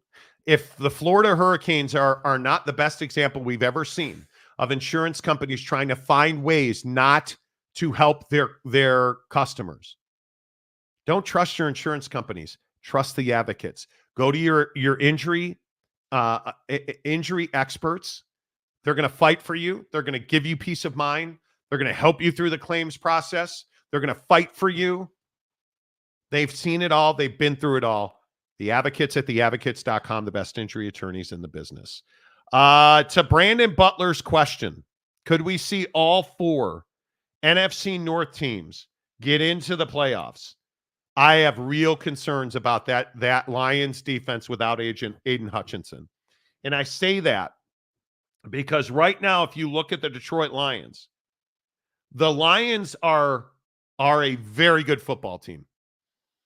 But he is what is critical to that defense because when he gets to the quarterback and he disrupts the flow and the timing of offenses, which he does on a snap-to-snap basis, it helps cover up some of the black eyes and the blights of that defense. Yes. Their inability to cover. Let's see, do we see a reemergence of the explosive play against the Lions defense? Because you look at their schedule. Oh, that's right. They play the Vikings a week from now. They play the Vikings on the road in Minnesota. How much do they miss Aiden Hutchinson in that game? I think a lot. I think especially when you consider it's Sam Darnold. You know, when you think about, hey, Sam's not a super mobile guy. Like he can move, obviously, but he's not like this run away from you speed kind of quarterback. And you know, I think that the Vikings are, you know, they're going to hold that Detroit Lions offense in check. I mean, you'll be lucky to get to 21 points in that game, in my opinion. There's going to be a lot of field goal kicking in that game. And, you know, yeah, if you don't have pressure on Sam Darnold with as well as they're playing, that doesn't bode well for you. But again, it goes back to those playoff games where you're in control and then all of a sudden you're not in control because you're giving up the big play. Yeah. And if you didn't see it, Aiden Hutchinson was sacking. It was an odd leg break, but it tells you how much torque is involved in being Aiden Hutchinson. Aiden Hutchinson is sacking Dak Prescott and his legs snapped in half. And it was such a bad break that they had to leave him in Dallas because he needed emergency surgery, which he had late yesterday afternoon. Because what that tells you is there was what's called vascular damage. Unfortunately, I know too much about these injuries from my experience of covering the NFL, because this doesn't happen in college usually. But when a guy breaks his leg and there is blood loss and blood flow loss, you have to do surgery immediately or you'll lose the leg. That tells you how bad that break was. That was not just some average leg break. No. So they had to operate to save his leg, and they did. And now you look at then 3 of their next 4 games are the most difficult games of their season. They are at Minnesota next week, home for the Titans, at the Packers, at the Texans. And I look at this division, and they've got to win these next 2 division games on the road. You've got to go to Minnesota and win, and you've got to go to Lambeau in 3 weeks and win. Yeah. If they do that, I think the Detroit Lions are going to win the North, because the rest of the way, obviously you haven't seen the Bears yet. You play the Bears Thanksgiving, and then you play at Soldier Field the week of Christmas. So got some big games. And I'd remind you, they also have a trip to San Francisco, Santa Clara, to play the 49ers left. Aiden Hutchinson is one of those guys that you don't recognize how good he is, because he's an unassuming guy. He's not doing media interviews all over the place. He doesn't talk a lot. He just beats your ass. Yeah. And I think they're really going to miss him. And it is a shame, because as much as I am not a fan of the state of Michigan sports teams, I don't know how you're not rooting for Lions fans. Well, and I also think, as part of this Lions talk, we got to talk about the Cowboys in that game. I mean, that's one of the most embarrassing performances I think I've ever seen. And I don't even say that taking anything away from Detroit. I mean, I think if you're a Detroit Lions fan, the Hutchinson injury aside, you're feeling great about your team. You know, you feel like you're in a great place. Offense is playing well. Goff's in a good spot. Like, we're good. But you know, it's all over Sports Center today. It's all over all the talking head shows. You know, is Mike McCarthy going to get fired? And of course, you know, Jarrah comes out and gives us the typical, no, we're not going to fire anybody. But come on, dude. We all see the writing on the wall. That offensive line is terrible. Yeah. I don't know how else to describe. I think you have a major chemistry problem in that locker room. I think you have a team that doesn't have leadership.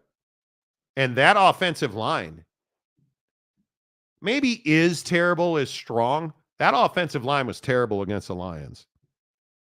And you don't recover from losses like this. I understand the season's not lost. I think the Cowboys have 3-3 now. Yeah. I understand the season's not lost. You're not Carolina. You are not Jacksonville. You're not Cleveland, where the season's over. The Dallas Cowboys are in one of the weakest divisions that the Commanders currently control that division. And I'm not trying to take away from the Commanders. Yeah. But you're at a point now where the Washington Commanders are a better football team than you are. Am I sitting here advocating to fire Mike McCarthy? You're not firing him, nor should you. But if you do not go and make a trade, and if that's Devontae Adams, and obviously there was an update over the weekend that the Raiders are not going to pay a penny of his contract to whoever picks him up, nor should they, in my opinion. That, I guess, is holding this trade up. If you're the Dallas Cowboys and you don't make a call on him and say, yeah, we'll pick up every penny of that deal. Because if the Jets get Devontae Adams, if any of the contenders in the NFC get Devontae Adams, that's when you're going to know that the Dallas Cowboys aren't serious. Because I'll keep saying it. CeeDee Lamb's not a franchise wide receiver. Yeah. And he continues to show you that. Now, I think it's a number 2. When people tell you who they are, believe them.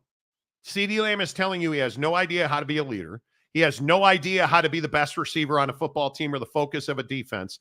As a number 2, I think he's fine. Yeah. As a number 2, I think he'd be phenomenal. And that's why the Devontae thing to me makes so much sense, because if you're, game planning against that Cowboys offense and Devontae is the number one option and then CeeDee Lamb's number two, that's a totally different conversation than CeeDee Lamb's your only option and we don't have to worry about anybody else, let alone if you can run the football. And that's where I think if I'm Jerry Jones, I have to sit here and I have to think back to, all the prior coaches that you've had, the Jason Garretts and all these different options you've had. And think about, like, has firing the coach ever worked for you? And it's not ever worked for you. The issue is Jerry's got to look in the mirror and say, hey, like, we need more offensively. We have to get back to being a potent offensive team, because the defense does make plays from time to time, but you need more on offense. There's no fixing what's wrong in Dallas, not this year. And by the way, the trade deadline is November 3rd, I think, right? I believe so. You've only got 3 weeks here to figure this out. Like, it's not like you've got 6, 8, 10 weeks to figure out a Devontae deal. You understand they haven't won at home yet. You have not won at home. That's a problem. And then there's the Chicago Bears. And I understand that Matt Eberflus listens to this show. And I know that Ryan Poles is a daily connoisseur of the Monty program. I can only make that deduction because I want you to listen to me. They threw the ball to Cole Kmet a lot. And what have I begged for in this offense? Play action to the tight end. And what did we get? Over and over and over again. Play action to Cole Kmet is lethal. I'm going to say this again. Lethal. And it is so fulfilling as a fan of the beloved to see Caleb Williams developing and growing. And that touchdown throw to Keenan Allen. Yeah. That's everything you want out of a quarterback. And by the way, I think, my criticism or my question or concern about going overseas was well answered. I thought they performed well in that sense. They looked organized. They looked prepared. They looked ready. They looked like they had a game plan, to the points that you're saying, play action of the tight end, having that connection with Keenan Allen. Now it is Jacksonville. So. Yeah, but I'm not going to take that away from them. You still went to London and you played a team that has gone overseas multiple times in the last several years. The Jacksonville Jaguars are that team that's in, obviously, Florida, that goes overseas because that flight is shorter for them. So I give the Bears all the credit in the world for that. Yeah, I agree. Let's get into the comments section on the Monty Show, as always, presented by our friends at Prize Picks. Prize Picks, the best daily fantasy app in the business. You guys hook it up, download the app, use the promo code Monty. Here are my Prize Picks selections for Monday Night Football. Go with the New York Yankees. Football tonight's going to be tough, but James Cook, a rushing touchdown. Yes. In any time touchdown, rushing or receiving. On the demon. I like that. I like that a lot. Here's the one that I don't know about. Aaron Rodgers for 219.5 yards. Less. You're going less. I took it for less. Josh Allen, 203.5 passing yards. More. You think more against the Jets? Yes. I think the Jets are in disarray. I think the Jets it's their first game after firing their coach. I'm going all demons. I'm going to take Aaron Rodgers for 2 touchdowns. And I am going to, the other one that I really like is Josh Allen for a rushing touchdown. Yeah. Is it a demon? Yes. Take it. Yeah. Maybe you get that tonight. That or Garrett Wilson with a rush receiving touchdown. What do you think? I think Josh Allen running for one is more likely. Yeah. Okay. I think Aaron Rodgers and Garrett Wilson haven't had a great connection this year. All right. I'll take James Cook, half a rush or receive. So all James Cook has to do is catch a run for a touchdown. Aaron Rodgers throwing 2 touchdowns and Josh Allen running for a touchdown. I'm here for it. There you go. I have submitted my Prize Picks lineup. There it is. You guys hook it up, download the app. It is the best daily fantasy promotion I've ever seen. We're halfway through the football season. If you haven't gotten on board, get on board now. You deposit $5 into a new Prize Picks account, they'll give you $50 more. Instantly, you can play the entire season on it. Prize Picks. Download the app. Use the promo code Monty. Hook it up. Prize Picks, the official daily fantasy partner of the Monty Show. Boyd Lake, beware a Jets bounce back game. It's coming. You think so? I don't buy it. Tanner Plummer. Whoa. Any Prize Picks for the Utah Hockey Club? Nope. Not talking about him, not paying attention to him. Not doing it. Not until Abravanel Hall is safe. Anybody? And not until they've earned that. Like, I have to say, and again, this is the difference, dude. I'm not sold on the, new car smell, amazing, the building's full, $3 hot dogs. I'm not sold on that, dude. Go out and win something. What? Go out and win. Go out and go to the playoffs. Go out and, win a playoff game. Like, do something that warrants us paying attention. I'm not here for it. Jake, dude. they're 3-0. Yeah, cool. Great. I'm sure they'll start 20-0 and then fall on their face or something. We know how it goes. Jake, they're 3-0. Sure. Different show. Next comment. It's Monday. It's Monday. Mike Smith, motorboating mommy, stop the pervert talk, Giggity. What did Giggity do? But Caleb is a bust because he paints his nails and buries his face in mommy's bosoms. They're definitely real. Caleb Williams has taken a lot of heat, man. Caleb Williams has taken a lot of heat. And I think he's grown and developed 100%. The stadium guy, James. Please put the bag back over your head. Please. Looking at this avatar makes me feel awkward about myself. Dallas needs to convince Dak to take a pay cut. No, you mean on that new contract that he just signed? And invest in their O-line. You can't win with average O-lines. Okay. It's never going to happen. What are we doing, bro? What are you talking about? It's never going to happen. Roundabout. I somehow wound up with 3 Jets receivers in my fantasy league due to injuries and bye weeks. Well, not optimistic. Now you tell me. But again, all the Jets' problems are fixed, right? I mean, you fired Bobby, and now the defensive coordinator is going to come in and make that offense incredible, right? Mm-hmm. Sure. Okay.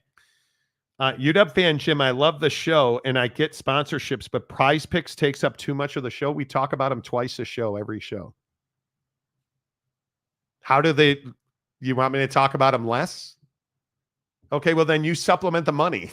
Yeah. What? Like, what do you mean? What do you mean? We talk about them twice a show. It's not like we did the whole segment on Prize Picks. Yeah. Mayor McCluskey, the mascot of the Utah hockey team is the Clubbies. Yeah, sure. I don't dislike the Utah Hockey Club. I'm actually a huge hockey fan, and I actually prize pick hockey all the time. Dude, I grew up in the heyday, the dynasty of the Chicago Blackhawks, man. Patrick Kane and Jonathan Taves, Corey Crawford and net, like Duncan Keith, right? Like, I love hockey.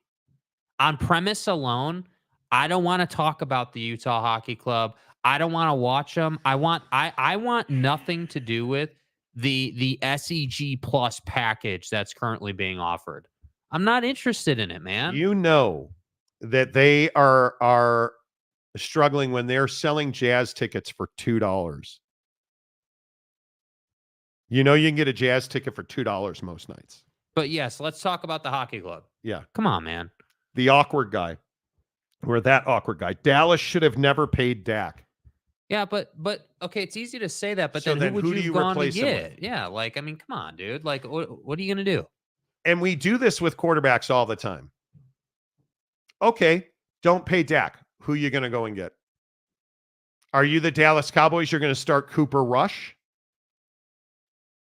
Who are you going to get? Are you going to go? You had a chance to get Kirk Cousins and not pay Dak. Did you do that? No. Did you sign Derrick Henry when you had the chance? Did you go and get Sam Darnold? No. Dak Prescott, and I'll die on this hill. I'm happy to. He's one of the elite throwers of the football in the NFL. Yeah. Not his fault. You haven't helped him on offense at all, even a little bit. Yeah. Roundabout, Utah Hockey Club is the best name they could come up with. No, it's Phil Benzer. I can't play Prize Picks in Nevada. Bummer. Sorry to hear that, bud. Degenerate gambling talk helps pay for the show. Like, I don't know how. Yeah, I don't get that. And it's actually fun and enjoyable, and I love playing it. Yeah, and I don't think it's that difficult to win money playing Prize Picks. It's not. Follow Uncle Monty's formula. Flex play 3 selections, and you will win. You guys realize that means you only have to win 2 of 3. Like, I just want to put this into perspective about Prize Picks. You guys realize that the first month was last year that Prize Picks had joined the program, and they gave us like $30 in our account just to get us going. I was so bad at Prize Picks that I lost that $30 and then put $30 more of my own money in and figured it out. And now I've got like $700, $800 in that account that I can play with for the rest of my life. Like, it's not that hard. It's not. Like, and that's the part where I'm like, what do you mean it takes up too much time? We literally spend 14 minutes a show on it, maybe. Like, if you're lucky. 14 minutes. We might spend 5 minutes if we're lucky. Oak State James. Okay, tell me how Dallas can fix their own line. The reason the Wash formerly. Why can't you just say their name? I don't understand why the Commanders are part of that conversation. That I don't quite understand. But if you look at the Dallas Cowboys cap, and this is what people don't want to talk about, they have $23.5 million in cap space. They're, what is that, 9th? 7th in the NFL. Their cap is not bust. The problem is that they have Zach Martin at $15.5 million. Their second highest paid player. And the offensive line is terrible. Dak Prescott is your quarterback, and he's only making 17% of your cap. So their biggest issue is that they have a lot of disparity on their cap. And the hardest part about their cap is going forward, it does not get better because that's when Dak's contract kicks in. So you have to do it now. And the contract that's a problem for you is CeeDee Lamb making $35 million. It's ridiculous. That's the problem. But we want to sit here and say it's Dak's fault. And I'd also point out they have significant injuries on defense. Don't forget that Micah Parsons is hurt. Yeah. But it's the way the cap is built. It's who you paid, when you paid them, how you paid them. You cannot invest in CeeDee Lamb. That's the guy you cannot invest in. How do you explain paying him all that money when he's shown you zero ability to be elite? Zero. Jimmy Otson, you can play a quarterback that doesn't win big games for much less. I guess so. Yeah. You have Cooper Rush. There are other guys out there. You really sit here and believe that Dak Prescott's what's wrong with the Dallas Cowboys? Yeah, I don't think it's rocket science to see it's not on Dak. That's crazy. Yeah, Dallas needs to keep Smith at left tackle, move Guyton to right tackle, Bass as one guard, BB at center. We'll see. We'll see. I don't disagree that you need to draft a replacement for Dak, but isn't that what Cooper Rush is? He's been in your system. Yeah. I would forget that you have, I would just move. Dak's your quarterback. Yeah. The bigger issue right now is offensive line and defensive injuries. And I just don't think you're dynamic enough offensively. Your skill positions are not good enough. Geoff, how you doing, dude? Sup, dogs? Go Cougs. Okay. Go UHC. And this is the issue with Ryan Smith. Ryan Smith wins the PR battle. The owner of the Jazz and the UHC. He's winning the PR battle because they've sold you on cool sweaters and jerseys, and Everybody's just going to overlook the fact that we all gave them 3 square blocks of downtown with no oversight. What's the excuse going to be when the Utah Hockey Club wins a Stanley Cup before the Utah Jazz have won 1 playoff game? What's the excuse going to be? What's the excuse going to be when Ryan Smith goes on a podcast after this season to talk about the Jazz and they didn't do anything? Because what his narrative is now is, oh, well, we're just rebuilding. We're going after Cooper Flagg. That's what we're doing. That's what he's talking about right now. So if you're a Jazz fan, which Geoff is, I know that to be factual. Now you've shifted to Utah Hockey Club land because they're the cute new car. And I'm just telling you, there will be a day where you roll up on this program and you will be like, damn, dude, we didn't go to the playoffs. The Jazz are Garbo. Yeah. And what do we have left? And that's the day that I don't How want are to you happen. going to feel when this team trades Walker Kessler? How pissed off are you going to be? Did anybody see that? We meant to get to it and just never got to it because it's football season. Did anybody see that it got reported? It's now everywhere that they tried to trade Walker Kessler right when we said they were trying to trade Walker Kessler. Did anybody see that news come out? Like, it's not a secret what they're doing with the Jazz, man. It's not. That awkward guy, but it's his fault if he takes up most of the cap and still needs help. Okay, so what quarterback wins on his own? What quarterback wins on his own? And his help is your 2 best defensive players are hurt, and DeMarcus Lawrence and Micah Parsons. Your offensive line is not good. You don't have a franchise wide receiver, and you don't have a number 1 running back. But you do have the best kicker in the league. So there's his help. Who's the best team in the NFL right now? The Ravens. So the Ravens have your running back, who by all accounts wanted to play for you in Dallas. So let me get this right. He ran, I think King Henry ran for 120 something, 130 something yesterday again. Mm-hmm. So they have multiple wide receivers. They have a quarterback who can't really throw you to a win. They have multiple quality tight ends. And they have arguably right now one of the best running backs in the NFL. But yeah, Dak's got all the same stuff. Derrick Henry, 24 carries, 132, 2 touchdowns, 5.5 yards a carry. And you're running Dowdell and Ezekiel Elliott. Yeah, you don't need Derrick Henry. Nah, don't worry about it, dude. It's fine. Nah, don't worry about it. This is what I'm saying, you guys. The anti-Dak group, help me understand, what has he got? Because CeeDee Lamb is not. Maybe this is the question: is CeeDee Lamb a franchise wide receiver? Because he has never shown you that he is. But he's paid like it. So his contract is the one you should be upset about. Not Dak Prescott. Not Dak Prescott. Dude that abides. We hate how the Utah Hockey Club came to be, so we'll never support it. No. That's not what I said. It's not what I said. What I said was, if you get rid of the arts in this town to support a hockey team and give a billionaire billions, then I'm never going to support you.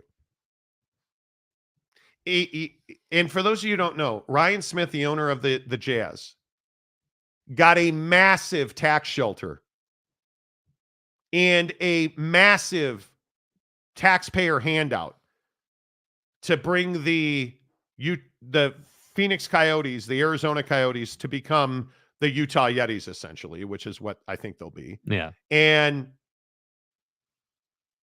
so we're paying more property tax, or more sales tax, rather, excuse me, and tourism tax. We gave you 3 square blocks of downtown Salt Lake City with no oversight, and that was never put on a ballot. It was just given to him. No oversight. We just gave a billionaire billions of dollars, because a billionaire needs handouts, apparently, and we gave him 3 square blocks of Salt Lake City.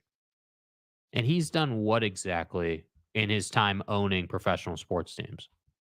I can tell you what he's done. He hasn't won. What he's done is lost a lot. What he's done is stripped the Utah Jazz of all of their talent and not rebuilt it.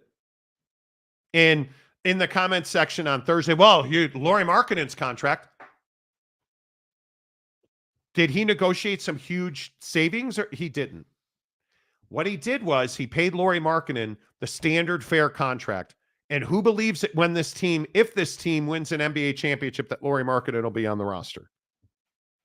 Because I don't. And by the way, in the comment here, yeah, we do live here knowing that the LDS, community got what they want. And we also live here knowing that nobody in this town is going to say anything about it. So why suddenly an issue? It's not suddenly an issue. It's been an issue for well over a year. Yeah, this is not the first time we've talked about this, bro. And dude, you've been here long enough to know that. No more flex play in Arizona. Really? I did not know that. Oh. I had no idea about that. Mike Chase, I wish I would have bet on Prize Picks for the BYU Arizona game.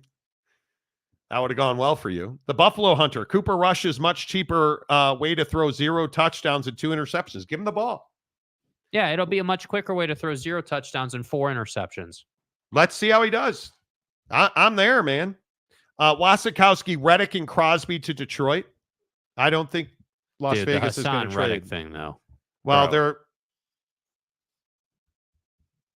in Woody Johnson called Hassan Reddick now, and he still did not report. I don't know what do you do with it? Yeah, I don't know. I mean, you've got Hassan Reddick parting company with his CAA. Agent. CAA fired Hassan Reddick. Like, I don't know, bro. I don't know what Hassan's trying to get done here. I don't get it. I don't know either. I think he's trying to not play for the Jets is what he's trying to do. All right, let's keep rolling through the comments. Mike Smith, corporate welfare for the LDS theocracy pulling the strings. 100%. And so then we have people that come in here and want to say that all of a sudden we're just now bringing this up. Dude, we've been talking about this since forever ago. I mean, we've been talking about this with Ryan Smith for ages. Like, I mean, this is not new. Yeah, I mean, this conversation started after the tearing down of the roster, the Donovan Mitchell, Bogdanovich, Rudy roster. This is not new at all, and it shocks me. I agree with you. It shocks me that Dude Abides, who's a member and has been here for a long time, we see you all the time. It shocks me that you think that this is something new. Yeah, and there is no Ryan Smith commitment to Abravanel Hall. Yeah, and I don't give a damn. Which is the home of the Utah Symphony. Dude, if the mayor of Salt Lake City wants to come out and talk about, I'm confirming and guaranteeing Abravanel Hall is going to be there, but we don't have any earmarked funds to renovate it. And you gave that land to Ryan Smith, who's going to make the ultimate decision. So, sorry, your confirmation, your word is not enough, especially when you didn't give the public the opportunity to vote on giving Ryan Smith all that money to renovate downtown. Yeah. Anyway, the dude, regarding the Utah Hockey Club, I'll use one of your favorite phrases. You don't have to like it, but you better learn to love it, right? No, not when no. See, and this is where you try to get slick and it comes back to blow up in your face. We don't have to learn to love it, because the difference is it is, in my opinion, governing malfeasance. And the biggest issue here is that the media is bought and paid for in Salt Lake City. 100%, because of the LDS community. But when you say that you better learn to love it, you don't have to learn to love it. And it's our job not to say, it's great, we love it. It's what Ryan Smith is doing to downtown Salt Lake City is nothing short of criminal. After threatening to leave. It's nothing short of criminal. Can we do anything about it? Probably not. But no, I don't have to learn to love it. And by the way, you and everyone else who wants to say, support the hockey club. Don't hate on the guys themselves, the team itself. Like, we can support the team, but hate on the business side of it. No, you can't. You can't separate it because every time you buy a ticket, every time you buy a sweater, every time you buy a sticker, every time you go to some rollout event, you're supporting that process. So I'm more than happy to be, to be somebody who says, hey, we can't, it doesn't work that way. You don't get to enjoy the fruits of the malfeasance. You don't get to say, hey, oh yeah, support the club. This is amazing. But oh man, what a terrible guy over here. You don't get to do that. You don't get to do that. That's not how life works. So because if you do that, we're just the problem here is that wouldn't make us like everybody else. Everybody else is like, wow, this is great. He's great. They're great. Amazing. Wow. Because they're bought and paid for. Yeah. We're not bought and paid for. So you better learn to love it. Well, I mean, you can learn to love it. Go buy the sweater. Go buy the tickets. Go buy the $2 hot dogs. Go take your kids to the Utah hockey game. Do it. Go do it. I will not be doing that. And I will be talking about this as somebody that has one of the largest sports talk shows in this state. I'm going to talk about it as much as I can. Yeah. And I'll continue to ask the mayor to come on as we have. I'll continue to ask the county people to come on as we have. They don't come on because they don't want accountability. Nobody here holds anybody accountable. So when you say you better learn to love it, no, I don't have to learn to love it. I don't at all in any way, shape, or form. But nice try. I'm not going to do that. Fat old Mormon and dying. Abravanel Hall will still be there, just moved to a new location. We'll see. We'll see. Why? Why move it to a new location? It is in the cultural center of Salt Lake City. Why move it to a new location so dude can have more parking? So he can build a new shopping mall? So he can build condos that make him more money? Why? Why do that? Yes, Monty, learn to love it, damn it. Take that stupid saying and love it. Well, you don't have to like it. You don't. Dude that abides. I don't think it's new. That's why I don't understand why. What do you mean you don't think it's new? A year ago, where was the hockey team? Not in Utah. And a year ago, you were just hearing whispers about him trying to buy that team. So what do you mean you don't think it's new? That's why I don't understand why the hard stance against the team due to why they're in Salt Lake City. I don't think it's right. I just think it is what it is. And that right there is Salt Lake City defined. It is what it is. When did we stop doing the right thing? Now we're getting too far into it because this is what's wrong with people. You don't make your bed every day. You don't do what you need. Like, how are you willing? How are you willing? Head scratching. This is my question for you at the core of it. If you have your opinion, cool, dude. I'm not trying to make it personal, but this is my question for you. How are you willing to say it is what it is when you're being taxed more and you weren't asked if you were okay with that? How is that okay as someone who lives in this state? How does that work, man? How are we just like, yeah, no problem, is what it is, not a big deal? I personally will never get over that. I'll never be okay with that. Never. Brandon Butler, it's not like Smith put the worst team in the league on the field and then asked for a new stadium on the lakefront. Well, he could be the Bears. Only, hold on. That's exactly what he's doing with the Utah Jazz. Sorry, correct me if I'm wrong. Were they a playoff team last year? Were they were really good last year, right? Like he's gone to the playoffs and won championships and stuff, right? With the team that he's built and he's done, right? With the things he's done. Yeah. Oh, no, that's right. They are one of the worst teams in the league. The building is going to get renovated and he's going to make billions off of that. So that's exactly what he's doing. Yeah. I just think it's really interesting that people who are not from Utah think that this is just the way business is done. And the problem is, in Utah, the issues that we have systematically here, poverty, the homelessness, drug use, addiction, we have a huge fentanyl, opioid problem here. It's all because we tend to do things the way they've always been done because nobody has the courage to stand up and say it's wrong. Nobody has the courage to do that. And nobody will ever question Ryan Smith. The media here, again, is bought and paid for. Nobody is asking why there was not a ballot initiative. Nobody is questioning, well, why did we just hand a billionaire billions? Nobody is questioning that. And why? Because there's no accountability here. So when we talk about, well, it just is what it is. You don't have to like it, but you better learn to love it. Not when it comes to, do kids have the money to go to school? Do our teenagers and early teens and early 20-somethings, the future of our state,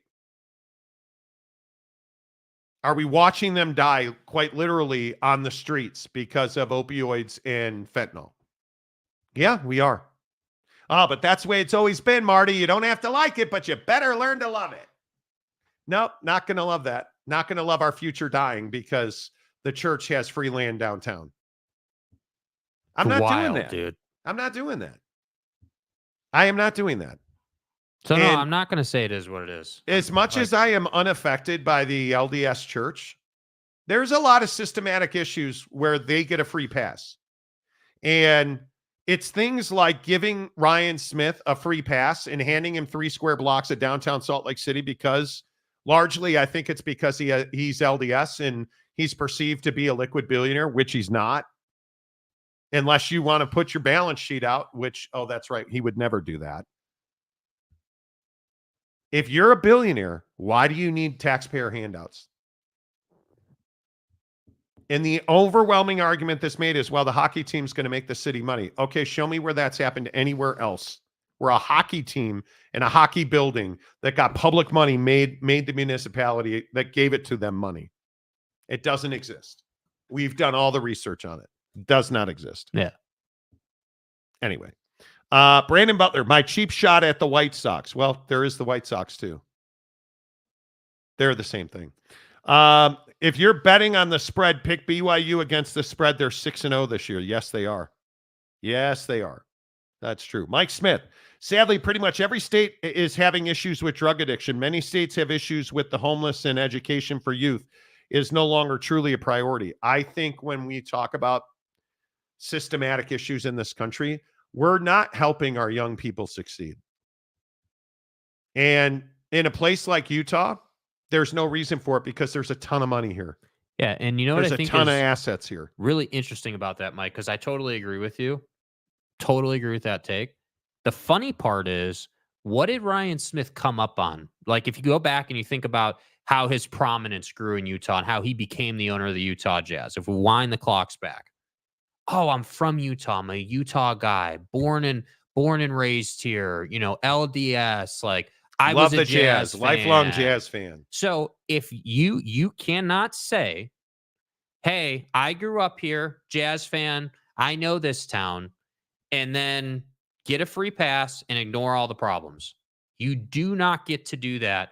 Only in Salt Lake City you do, because you've bought the media and they're paid for and no one holds you accountable. So that's the issue, man. So when you come in here and you want to try to use our own lines against us and you want to try to be slick with it, like, with all due respect, like, do your homework before you at come least at have us, an idea dude. what you're talking about. Yeah, like, come on, man. Speaking of which, the dude abides. I think money wins the day ultimately. No morals or courage. Knowing that, I just find the joy in life like sports enjoyment. See, and that's the difference. That's the difference. I can find joy in life and also say I'm not on board with paying 0.5% more in sales tax to give this guy $1 billion to ruin things like a Bravenel Hall or to quote unquote renovate downtown Salt Lake. Like, it's all smoke and mirrors, dude. That's it. Yeah. It's hey, give me $1 billion so then I can renovate and put things in that will make me more money. That's what it is. That's what it is. That's what it is. Yeah. It's not the 80s anymore. There will never be a team that chose to put down its own money for a franchise. They know they can move to another city and get what they need. Just happened 2 times in California. I don't disagree with that. Yeah, that's fair. I think if you look at the Chargers, it's why I hate the Chargers so much. Because their ownership is horrendous. And now you're not winning. And you and then you hired Jim. Don't even get me started. Don't get me started. Don't do it. GF also says, and Ryan Smith did put down $1 billion of his own dollars before going to the public, but I get the argument. He put down a billion of his own money to acquire the franchise. And then he got $1 billion of taxpayer money to make back his $1 billion. So it's not that he put down $1 billion. He financed it, number one. Number two, we're going to pay for him to buy the team. That's what people don't understand. Yep. We as taxpayers are paying for him to own the Utah Hockey Club. And then Arizona's going to get another expansion team. And it'll all go wrong again. Classy comment, Richard McDonald. Now make fun of Muslims and Catholics, etc. The LDS slurring stuff, is ridiculous. It's low cash, dude. It's ridiculous. It's okay to talk about the free pass that folks in the LDS world who are doing business together get. That's fine. But to insult them personally is, It is. This is the other thing that drives me crazy. It's a pet peeve of mine that we want to make fun of, the LDS community for, in this case, things that are long held tenets of their faith. But we call it freedom, and we have religious freedom. We don't have. You either want to be free or not. And Richard, because it's you, I'm not surprised that you did that. Yeah, I'm truly not. But didn't the Clippers owner pay for most of that new arena? He did. Yes. He did. But he's a real billionaire. Yeah. Roundabout. I respect San Diego for standing up to the unrealistic expectations of Chargers ownership. So now they went and rented a soccer stadium, and now they're renting the Rams stadium. There you go. Fat old Mormon and dying. Ship the Chargers back to San Diego. Hook them, baby. But you know what the funny thing is about ship the Chargers back to San Diego? Ryan Smith never threatened to leave the state. No. Right? That wasn't the threat. The threat was, hey, I'm going to move it to Draper and move it out of Salt Lake City. So it's not that this guy ever really played hardball. It just is, Stadium issues.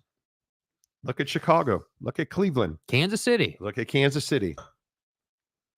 The Kansas City Chiefs know goddamn well if you're like, well, I'll just move it to Kansas. The Kansas side. Yeah. Because that's what they're talking about. Oh, all of a sudden, some other people want to get involved and talk about how we can fix the problem. And what's the difference? Oh, that's right. You're the best team in the NFL. You can make a legitimate argument as an NFL team that you're impacting the community. And you couldn't get a ballot initiative passed. So what did you do? For the Kansas City Chiefs, they put it on the ballot and the people said no. In Salt Lake City, it didn't go on the ballot, so the people didn't get a voice. We just have to give Ryan Smith $1 billion. Well, but freedoms. Our voice is heard. Yeah. Anyway, coming in here late, BYU, Texas Tech. Iowa State will have a chance to beat Iowa. Texas Tech is not a good football team. Yeah. With all due respect, they have zero opportunity to compete. Texas Tech on most nights can't stop you from running the football or passing the football or running jet sweeps or whatever. Texas Tech's defense is not good at all. Other than that, I think you're right. BYU and Iowa State. Although I think Iowa State, BYU, I don't put BYU yet at this point with the Georgias. Who's the best team in the country right now? If we had to make the argument, who's the best team in the country? And do you believe that Oregon is one of the best teams in the country? I think they are. Is Oregon better than Georgia? They're not. Is Oregon better than Ohio State? Apparently they are, because Ryan Day can't manage the clock. So apparently they are. I think Texas is head and shoulders above everybody because I just think they're more talented. Yeah. They are more talented. We're going to find out this week because they have Georgia. And I think it's going to be one of the games of the year. And this is why I love football in October, because now we finally get games where it's like, hey, there's 3-4 games this week. And it's like, oh, okay. We get a big game with at BYU. Oklahoma State can save their season. At least say they wrecked BYU. That's on Friday night in what is supposed to be snow flurries. Miami Louisville is a big game, but there's really just SEC football. Yeah. Alabama Tennessee is a huge game. Huge game. Georgia Texas, huge game. In Austin, DKR is going to be rolling, rocking. It's going to be awesome. And don't sleep on LSU and Arkansas because Brian Kelly's a fraud every year. Right. This is that game that LSU goes and loses their season. Can West Virginia beat K-State? Yes. It's at West Virginia. I'm here for it. There's a lot of really big games of note this week. I think Texas is overwhelmingly the best team in college football. I have no doubt. Mm-hmm. No doubt. Texas. Oh, whoa. Comment dump. Texas, baby, hook 'em. Let's go, Shouty. I would agree with that. Neither Pitt, BYU, Iowa State, IU, or SMU lost to an unranked NIU. Why are we coming after Notre Dame all of a sudden? Yeah, I don't think Notre is Dame. that an AP comment or? I don't think Notre Dame is one of the best teams in the country. Yeah. Notre Dame lost to Marshall last year as well, so it's not a one-off. No, you guys, this is a team that's not week in and week out prepared to win their games. Marcus Freeman is not a championship-level head coach. He is not an upgrade from Brian Kelly. Yeah. In fact, I would say he's a step back from Brian Kelly. I would agree with that. Yeah. This is not new. Make 2K the rideshare way. Boise State hangs 35 on Notre Dame. Here's the problem. See, and then why do you guys do this to yourselves? What's the problem at Notre Dame? It's not one of the best defenses in the country, Jack Wagon. Like, you understand?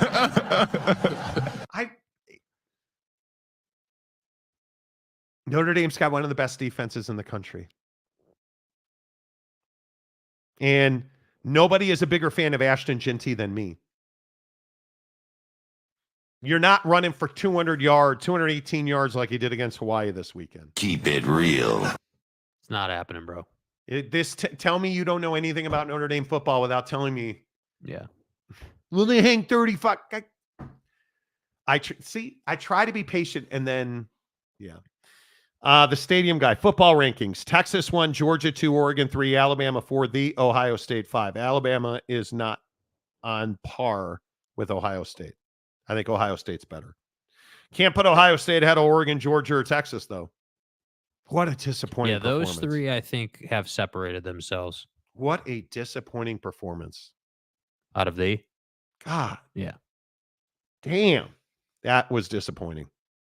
As a West Virginia fan, I hate Notre Dame, Penn State, and Pitt. Well, there you go. Yeah. You really hate Pitt. Yeah.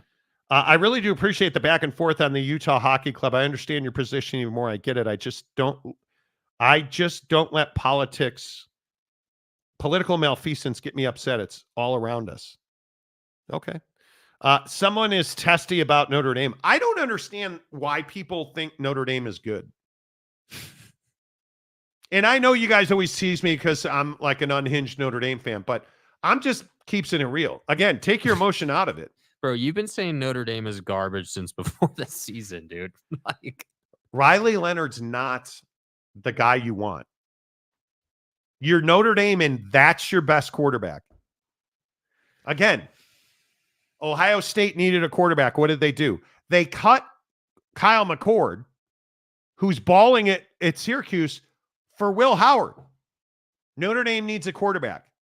Oh, Riley Leonard's available. Okay. Well, thanks for that. Because it's garbage. Thanks for that. Notre Dame's defense sucks. Okay, thank you. I wish our defense was the problem because maybe we'd have a prolific offense. Yeah. I not to mention, and before I speak out the side of my mouth, Mouth. does Notre Dame have a game of consequence the rest of the year? No. Because who do they play? Georgia Tech. Isn't Navy at, I think Navy's at Yankee Stadium. Or no, MetLife, excuse me. Top 25 team Right. there. Yeah. How about Army and Navy both ranked? Florida State is at the stadium, so that's Garbo game. That's a home win. game. Yeah. Virginia, Army, and USC at the Coliseum on Notre November Dame will 3rd. find a way to lose to USC. I think Notre Dame will find a way to lose to Georgia Tech. Go play Georgia Tech and take them lightly and see what happens. Yeah. See what happens. Yeah. Who are you, Florida State? I could see 2 losses on that schedule. I could see losing to Georgia Tech. Absolutely, I could see losing to Army or Navy. Solid football team. Yeah.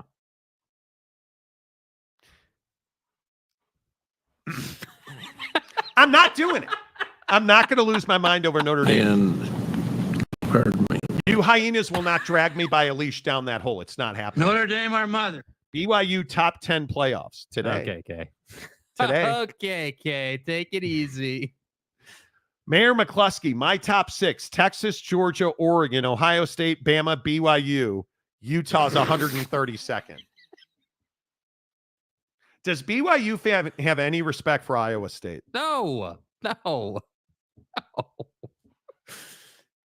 Hit the like button. Yes, please do.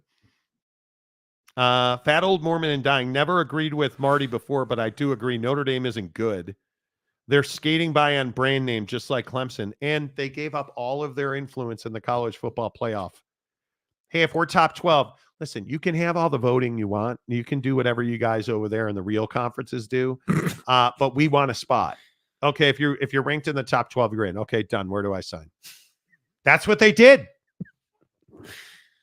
That's what they did.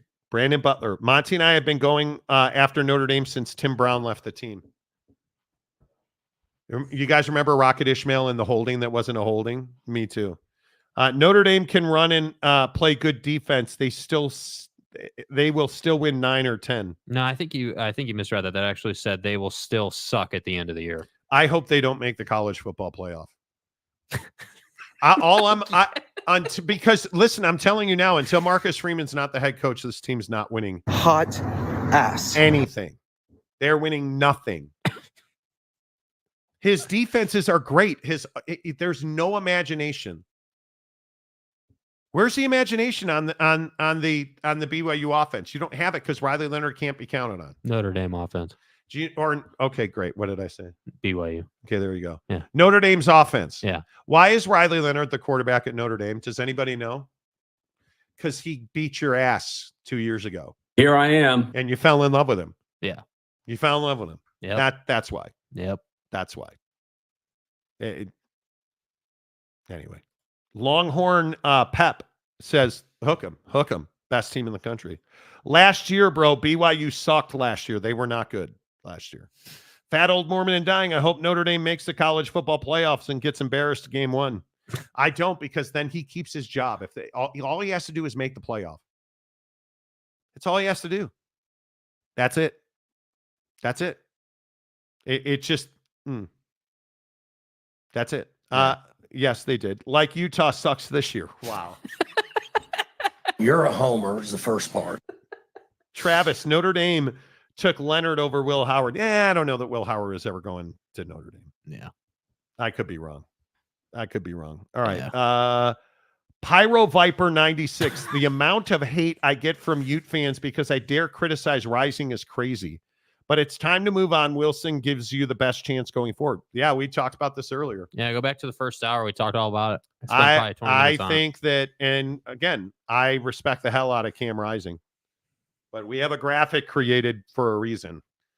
Is it time for Utah to move on from Cam Rising? Yes, it is. Yes. And he was throwing the football fine right up until his ankle almost got snapped in two. I agree with you. I have no idea how his ankle is still in one piece. I have no idea. And why did they not bring Isaac Wilson in? Because I think they knew if they brought Isaac Wilson in, you would have never seen Cam Rising under center again. Yep. I think that's why. And I think that there's loyalty there. Utah is, and I also say their defense is the biggest problem. Utah is not tackling well. They miss Karene Reed something terrible. They missed him something terrible. Yeah, and I think you're being serious, but I agree with you. Even if you're not, coaches failed Cam Rising and their team. And I think it's a snowball effect too. If you really think about this, like, so like if we go back to the Baylor game when the cooler incident happened and he had to leave the game, You mean the play where the dirty play where the Baylor player shoved him out of bounds? Somehow there was no penalty on that, but we won't talk about that. So from that moment forward, you knew, hey, the defense is going to have to be elite every single week. Doesn't matter who you're playing. You're going to have to be sub 21 points to win ball games. And it just seems like there's this sense of, we're just not as disciplined schematically, and we're not tackling at the rate we once were. And Corrine Reed being out is a huge loss. There's no question about that. And, not having some of the talent you lost to the NFL this past offseason is really hurting you now. And I think that's just Utah's just going through it this year. I agree. The stadium guy, if Cam is hurt, they need to play Isaac Wilson. I still think Utah will be in the Big 12 title game. I don't think so, dude. Not at 2 losses. Yeah, it's going to be tough because I think Iowa State's going to be in the championship game. I think it is. We'll see. Yeah. We'll see. Real quick. Season's over at Canyons Golf. Yeah. And what a season it was. Now, I got to tell you, I just booked Torrey Pines for Christmas. Mm-hmm. And I am super stoked. I have got to get my wedge game fixed. I shot a 79 yesterday at Wasatch Mountain up in Heber. Or I guess it's Midway technically. And I probably lost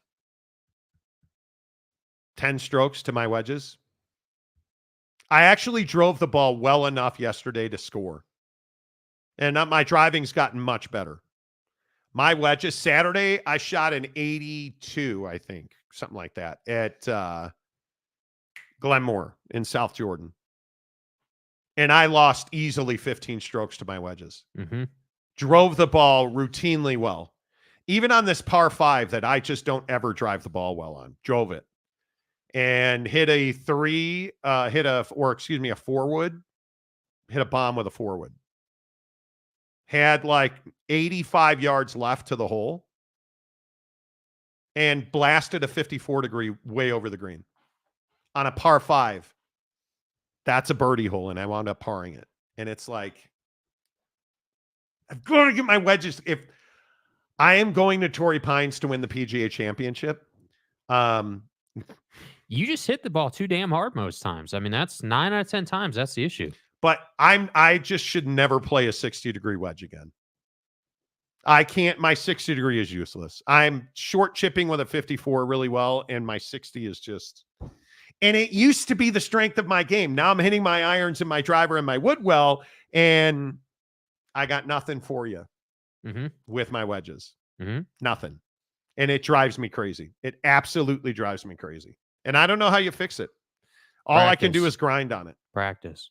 Because there's no way. I don't have anywhere to fix I don't have anywhere to fix or work on an 85-yard wedge shot. Yeah. I don't have a. Well, you do that at the range. I mean, that's the best way you can do it. You have to, you pick out a spot on the range and you just grind on that. You just work on that. So frustrating. Yeah. So frustrating. What a year at Canyons Golf, though. Yeah. Always thrilled to be partnering with those dudes. Darren Ingram, if you're a winter grinder like I am excited because today I'll book Pelican Hill. The Christmas trip right now looks like Pelican Hill, Torrey Pines, Anaheim Hills, Las Vegas National. No, Lake Las Vegas. Oh, Lake Las Vegas. Okay. And Wolf Creek. Those 5 courses. And that's my Christmas trip this year. Yeah. And I am here for it. And those I've got to work on my wedges. Because I'm telling you, I am driving the ball well enough now where I should have shot, and you were there. I don't know if you agree. I shot a 79. I easily could have shot a 75. Oh, I think it's much less than that, dude. I don't think you're being a drama queen at all or dramatic. I think the wedges because what nobody talks about in golf is okay, regardless of the drive, right? So let's say you have a good drive, but you can't hit that 60 to 80 yard wedge shot, to be putting inside of 15 feet, right? To guarantee a par at that point. Let's say that you have a crappy drive and you got a 7 to 5 iron into the green and you're 20 feet to the hole. Like, if you can't put yourself in a position to 2-putt for par every time, you're not going to score. And that's the game in golf that no one wants to talk about. If you can 2-putt to par, you're going to birdie more holes. Yes. And a lot of the times, like with your game, there are many times, probably more than half the round, where you're 9 iron pitching wedge or 50 degree into the green. And it's just a thing where it's like, hey, that came up a little short, or maybe I pulled that left or whatever. And then you've got that chip and it just blows up a par into a bogey. And so the 18th at Wasatch yesterday, yeah, I had a 290-yard drive right down the middle of the fairway. Yeah, it was a great drive. I had 106 left. Hit a 54-degree wedge and left it 30 yards short.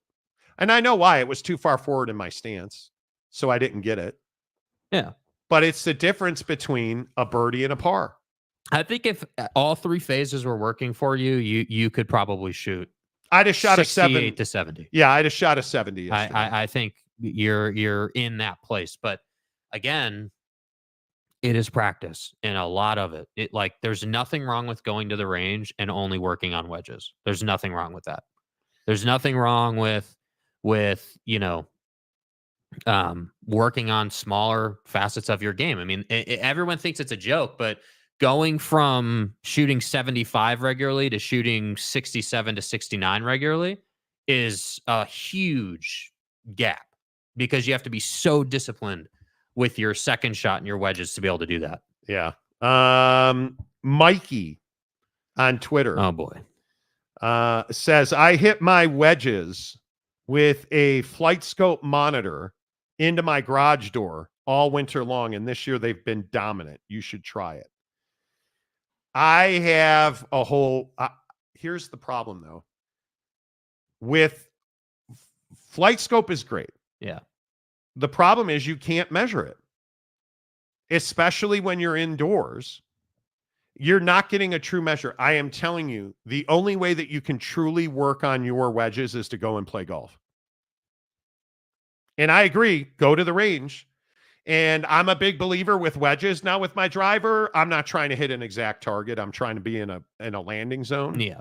With wedges, I try to hit an exact target. Yeah, I had one yesterday where I put it within 2 feet. Yeah. Foot and a half. Less than that. It was within a foot. So I have the ability to do it. Yeah.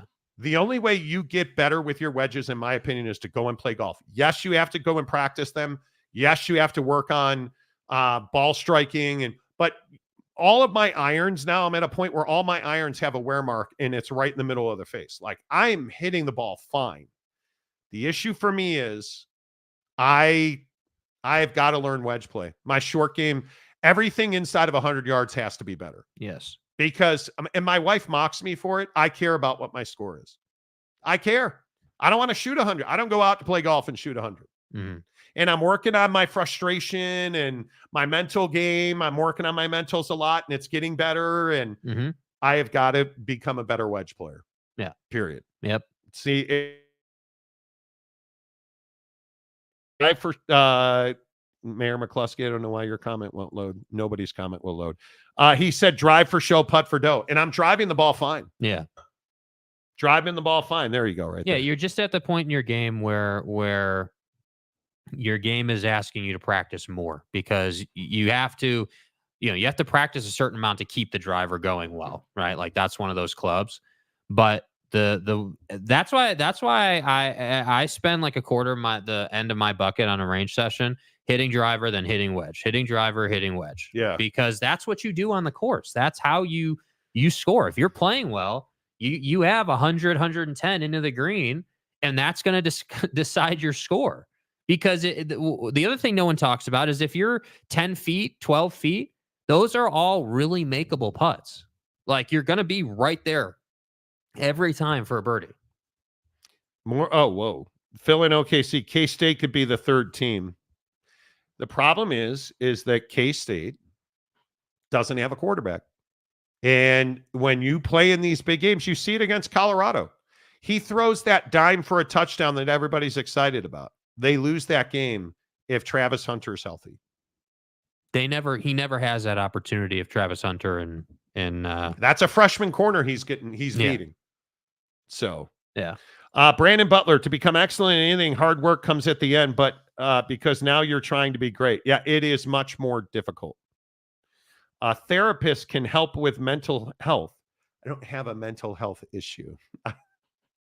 When I say mentals, I am struggling with expectations on the golf course and perspective. And I'm getting better at it. Mm-hmm. I don't get upset. Like, I played a really crappy round of golf Saturday and actually had a great time doing it. I played with two dudes that were, we were just out there talking about whether or not it's okay to be late to your wedding to finish your round of golf. Or this guy's sister was getting married and he's like, I'm like, dude, you need to go. It's her one day. I don't like her. I can finish the round. I'm like, dude. So, it is what it is. Don Juan. Avery is better than I thought he was, actually. He just is not a guy you can count on to throw you to a win. That's what worries you. It's just one of those things where. Yeah. Yeah. Ron Nolan, the wedges at Harmon's are awesome. Okay. Phil in OKC, playing golf is all about having a good time for me now. Oh, I don't think there's any doubt about that. But the problem is when you get to like with where my game is now, I'm at a certain point where I've worked really hard to get better. And I think that's why I'm enjoying the game more. But I know it's just never good enough because now I can see how good I could be. Mm-hmm. And if I can just dial my wedges back a little bit, because I overhit everything. I don't shank wedges. I don't I hit the ball exceptionally high. Like the chipping stuff for you is just touch and feel. You just hit it too far when you chip it. And so it winds up like there are so many times you're like, hey, well, how did that roll off the back of the green? Well, you just hit it too hard. It's got too much momentum in it. Yeah. I don't know what it's got. But if ball striking were my issue, I'd be like, okay, I can just grind in my yard on that. Like it was last year. This year, there are times where I just did not hit the ball well. And I spent hours in my backyard hitting irons, and now I strike the ball well. Mm-hmm. It's simply a matter of touch. I'm a big guy. Everything I do, I have to dial it back. That's all. That's it. It just is, Charred cake. Wait, you guys don't score yourself off how many balls you lose? I only lost one ball yesterday. I shanked an iron off the tee yesterday. How would you score yourself off how many balls you lose? Dude, I shanked a ball with a 6-iron off the tee yesterday and then came back and hit a dart. That was so frustrating. That was the moment where I laughed at myself and I was like, dude, come on. Yeah. That was... I'm a great player. I just have driving issues, iron issues too. Well, but I play golf for enjoyment, but I also enjoy the grind of it. I think most people don't have the obsession with golf that I have. Golf is not a hobby for me. Golf is not I work to play golf. Honestly. I work to play golf. I just like if this is who you are, great, be you. Like if that's how you play golf that way. That's not how I play golf. I play golf. I am learning to enjoy golf much more. And I don't get upset like I used to get upset. Mm-hmm. I've just changed my expectation though. I don't expect every shot to be a great shot. The thing that's bothering me now is I have no short game at the moment. I putt really well. Yeah. I putt really well. I just can't. I don't chip well at all. Yeah. I keep putting myself in position to score, and then my wedges let me down. So there you go. The Monty Show presented by The Advocates at theadvocates.com, the best injury attorneys in the business. Make sure you hit the like button on the way out the door, please. If you are new here, please hit subscribe. A lot more NFL, a lot more college. Nick Sirianni's got to go in Philly. Watching ESPN talk about him ripping Philly fans, that's never ended well for Santa Claus. A lot of football tomorrow, a lot of baseball tomorrow as well. Thanks for being here. Please hit the like button. Until tomorrow, say goodbye, Jake. Goodbye, Jake.